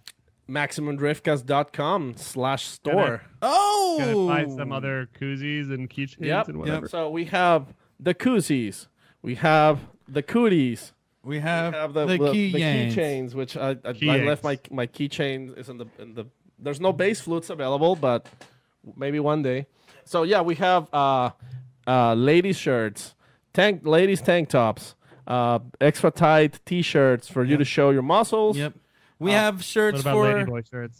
That's totally available as well. we have shirts Great. for your boyfriends that wear men's shirts. We have shirts for your girlfriends that wear girl shirts or men's shirts. Yeah. We have shirts, Boy shorts. boy shorts. Boy George. But do you know what? And- We actually saw quite a few Maximum Driftcast t-shirts at Gridlifer. Yeah. Well. Yeah. And we only did one run with them, so we're doing a run again. Yeah, we're Hey. empty, and these are the new ones. These ones are like a different grade. Super So comfortable. these are second generation. Actually, these are third generation. This is like an now. American Apparel material. It's super light, very comfy. It's not like wearing sheepskin. They breathe well. I like loose fitting, comfy shirts. Which is hard for you to get loose fitting. right? Because anything over a medium is just super tight. Huh, Sam? Are you like him over easy? Come on, Sam. What do you want us? You want to fight me, Sam? Yeah, I'll fight you. In a I would take you out so fast. You don't even know what would hit you. So anyways, yeah. and then we also want to thank our Patreons. And what's the deal with Patreons right now and giveaways and stuff? Yeah, well, so we did a giveaway, which it's going out tomorrow. Last episode, next episode, we're gonna do another giveaway. I'm probably gonna put together Driftcast swag pack. Who do we know who won and what'd you give him? Mike Gernhardt from Aurora, Oregon. He won an AM intakes swag pack. So he's got an AM intakes filter, a flag, shop flag, autographed by Chris Forsberg and George Yulee. George Trulis. Torres Yuli? No, my name's Is that George that- Clooney. Is that Torres that's the Yulis. Canadian bodybuilder that Who's Tom Torres Riley Yuli? had to lift, That right? guy. Torres Yep, Yuli? exactly. Yeah, we spent a lot of time training together. Yep. So that's AM swag pack is going this way. And next episode we're gonna do a Maximum Driftcast swag pack. Yep. So Sick. And how do you get in on this? So in order to do this for the Patreons, if you support the show with $1, you get 1 entry into the giveaway. If you do $2, you get 2 entries. You do $5, you have 5 entries. So every time we do a giveaway, your entries are always gonna be there. So if you won the last episode, you still win. You can still win the next one. You just have more chances to win the more Patreon you support. So Yep. And eventually, as time goes on, we're going to be giving away other cool shit like Yeah, we're more gonna give away- Aventex products, some and Motegi racing wheels, Corey some Nexon Hosford tires. himself is gonna give him away because we're tired of him. Corey Hosford's Maidenhead. It's going to Yeah. be crazy. We're gonna give away ride-alongs with Riley Sexsmith because. We could do that. We could give away Yeah, in the away car ride-alongs or in the boss. There you go. personally. Oh, there you go. Ride-alongs in the bus too. We could do that too. Dude, but I'd Riley's so say- generous to offer, giving free Yeah, ride-alongs, and that's such a nice guy. You could be a sandwich / hot dog between Corey and Riley and Sam. myself. Let's make it a Paco is also four-way, involved. sandwich. Yeah. We got to Someone thank got to be All filming. covered in gravy. guys. covered gravy. Guys, we Can't got to wait. thank Nexon Tire and Farrah Club. Go follow Nexon and Farrah and let them know that Why did your voice get so sexy? because I'm just telling them they do the halftime show with us, and if you want the Yeah, halftime show to keep going, you got to say hi to them on their Instagram. which is at letter N, Farrah, F-E-R-A, Club, and Farrah Club. Go say hi to them. They're Yeah. nice people. And Because then they support the show and they may never do it again if you don't Yeah, if follow you guys them. don't say So hi to if you them don't while want we're Corey done. to start eating Yeah. poutine out of and we said dumpsters. you got to thank AEM. AEM is a big supporter of halftime show. AM intake. They trust us on the live stream. And we trust Which them is when a it lot of comes to trust. sucking air into the Yeah. engine. Yep, and they make all the horse powders you can ever dream of. Sweet sour sauce. And then you got McLeod. Those are cool guys. McLeod clutches. They're cool. They're nice. Good stuff. I run a McLeod now. Their clutches grip. Like nothing else. Motegi, we So said hi close. to Motegi. Motegi They are Wheels. with us Motegi at Racing. Gridlife. Motegi Racing is a huge sponsor. Go say hi to them. Look at cool wheels. Oswald has cool wheels, and I have cool wheels. Yeah. Paco has cool wheels. Big Balls has cool wheels Brian now. has cool wheels now too. Yeah. Oh, Yeah. that's right. So we are. Brian, in Cordy, your wheels are sweet. Mine Like we are finally got to sexiest. see them burning tires this Yeah. weekend. Oof, We have their little gold daddies. sexy. Yeah. But anyways, guys, thank you. That was Sex Talk with Sexsmith. Thank you guys for tuning in, and we'll see you next week. Everybody have a good Bye. night. Bye Sam. Bye Riley. Bye Corey. Bye, Corey. Bye, Riley. Thanks, Paco. Can you say something sexy, Riley? Like talk about anything? Yeah, talk real close to your. You don't have a mic, but talk close to whatever you have. I don't know where my mic is. That's perfect. Let's end it on that. That's good. Let's end it on that, Brian. End it. We can end it where he doesn't know where his mic's at. That little dirty. Yeah, You're a I little can't dirty. find it sometimes. You know how You know it is. That's okay, Riley. That's very sexy. Riley, just make your voice as low and sexy as possible and say the end. All right. I'm Riley Sexsmith, and we're going sexy talk here. The end. Sexy. It's not even me. You can't do Yeah, that. no, Riley, say the end. The end. Very good.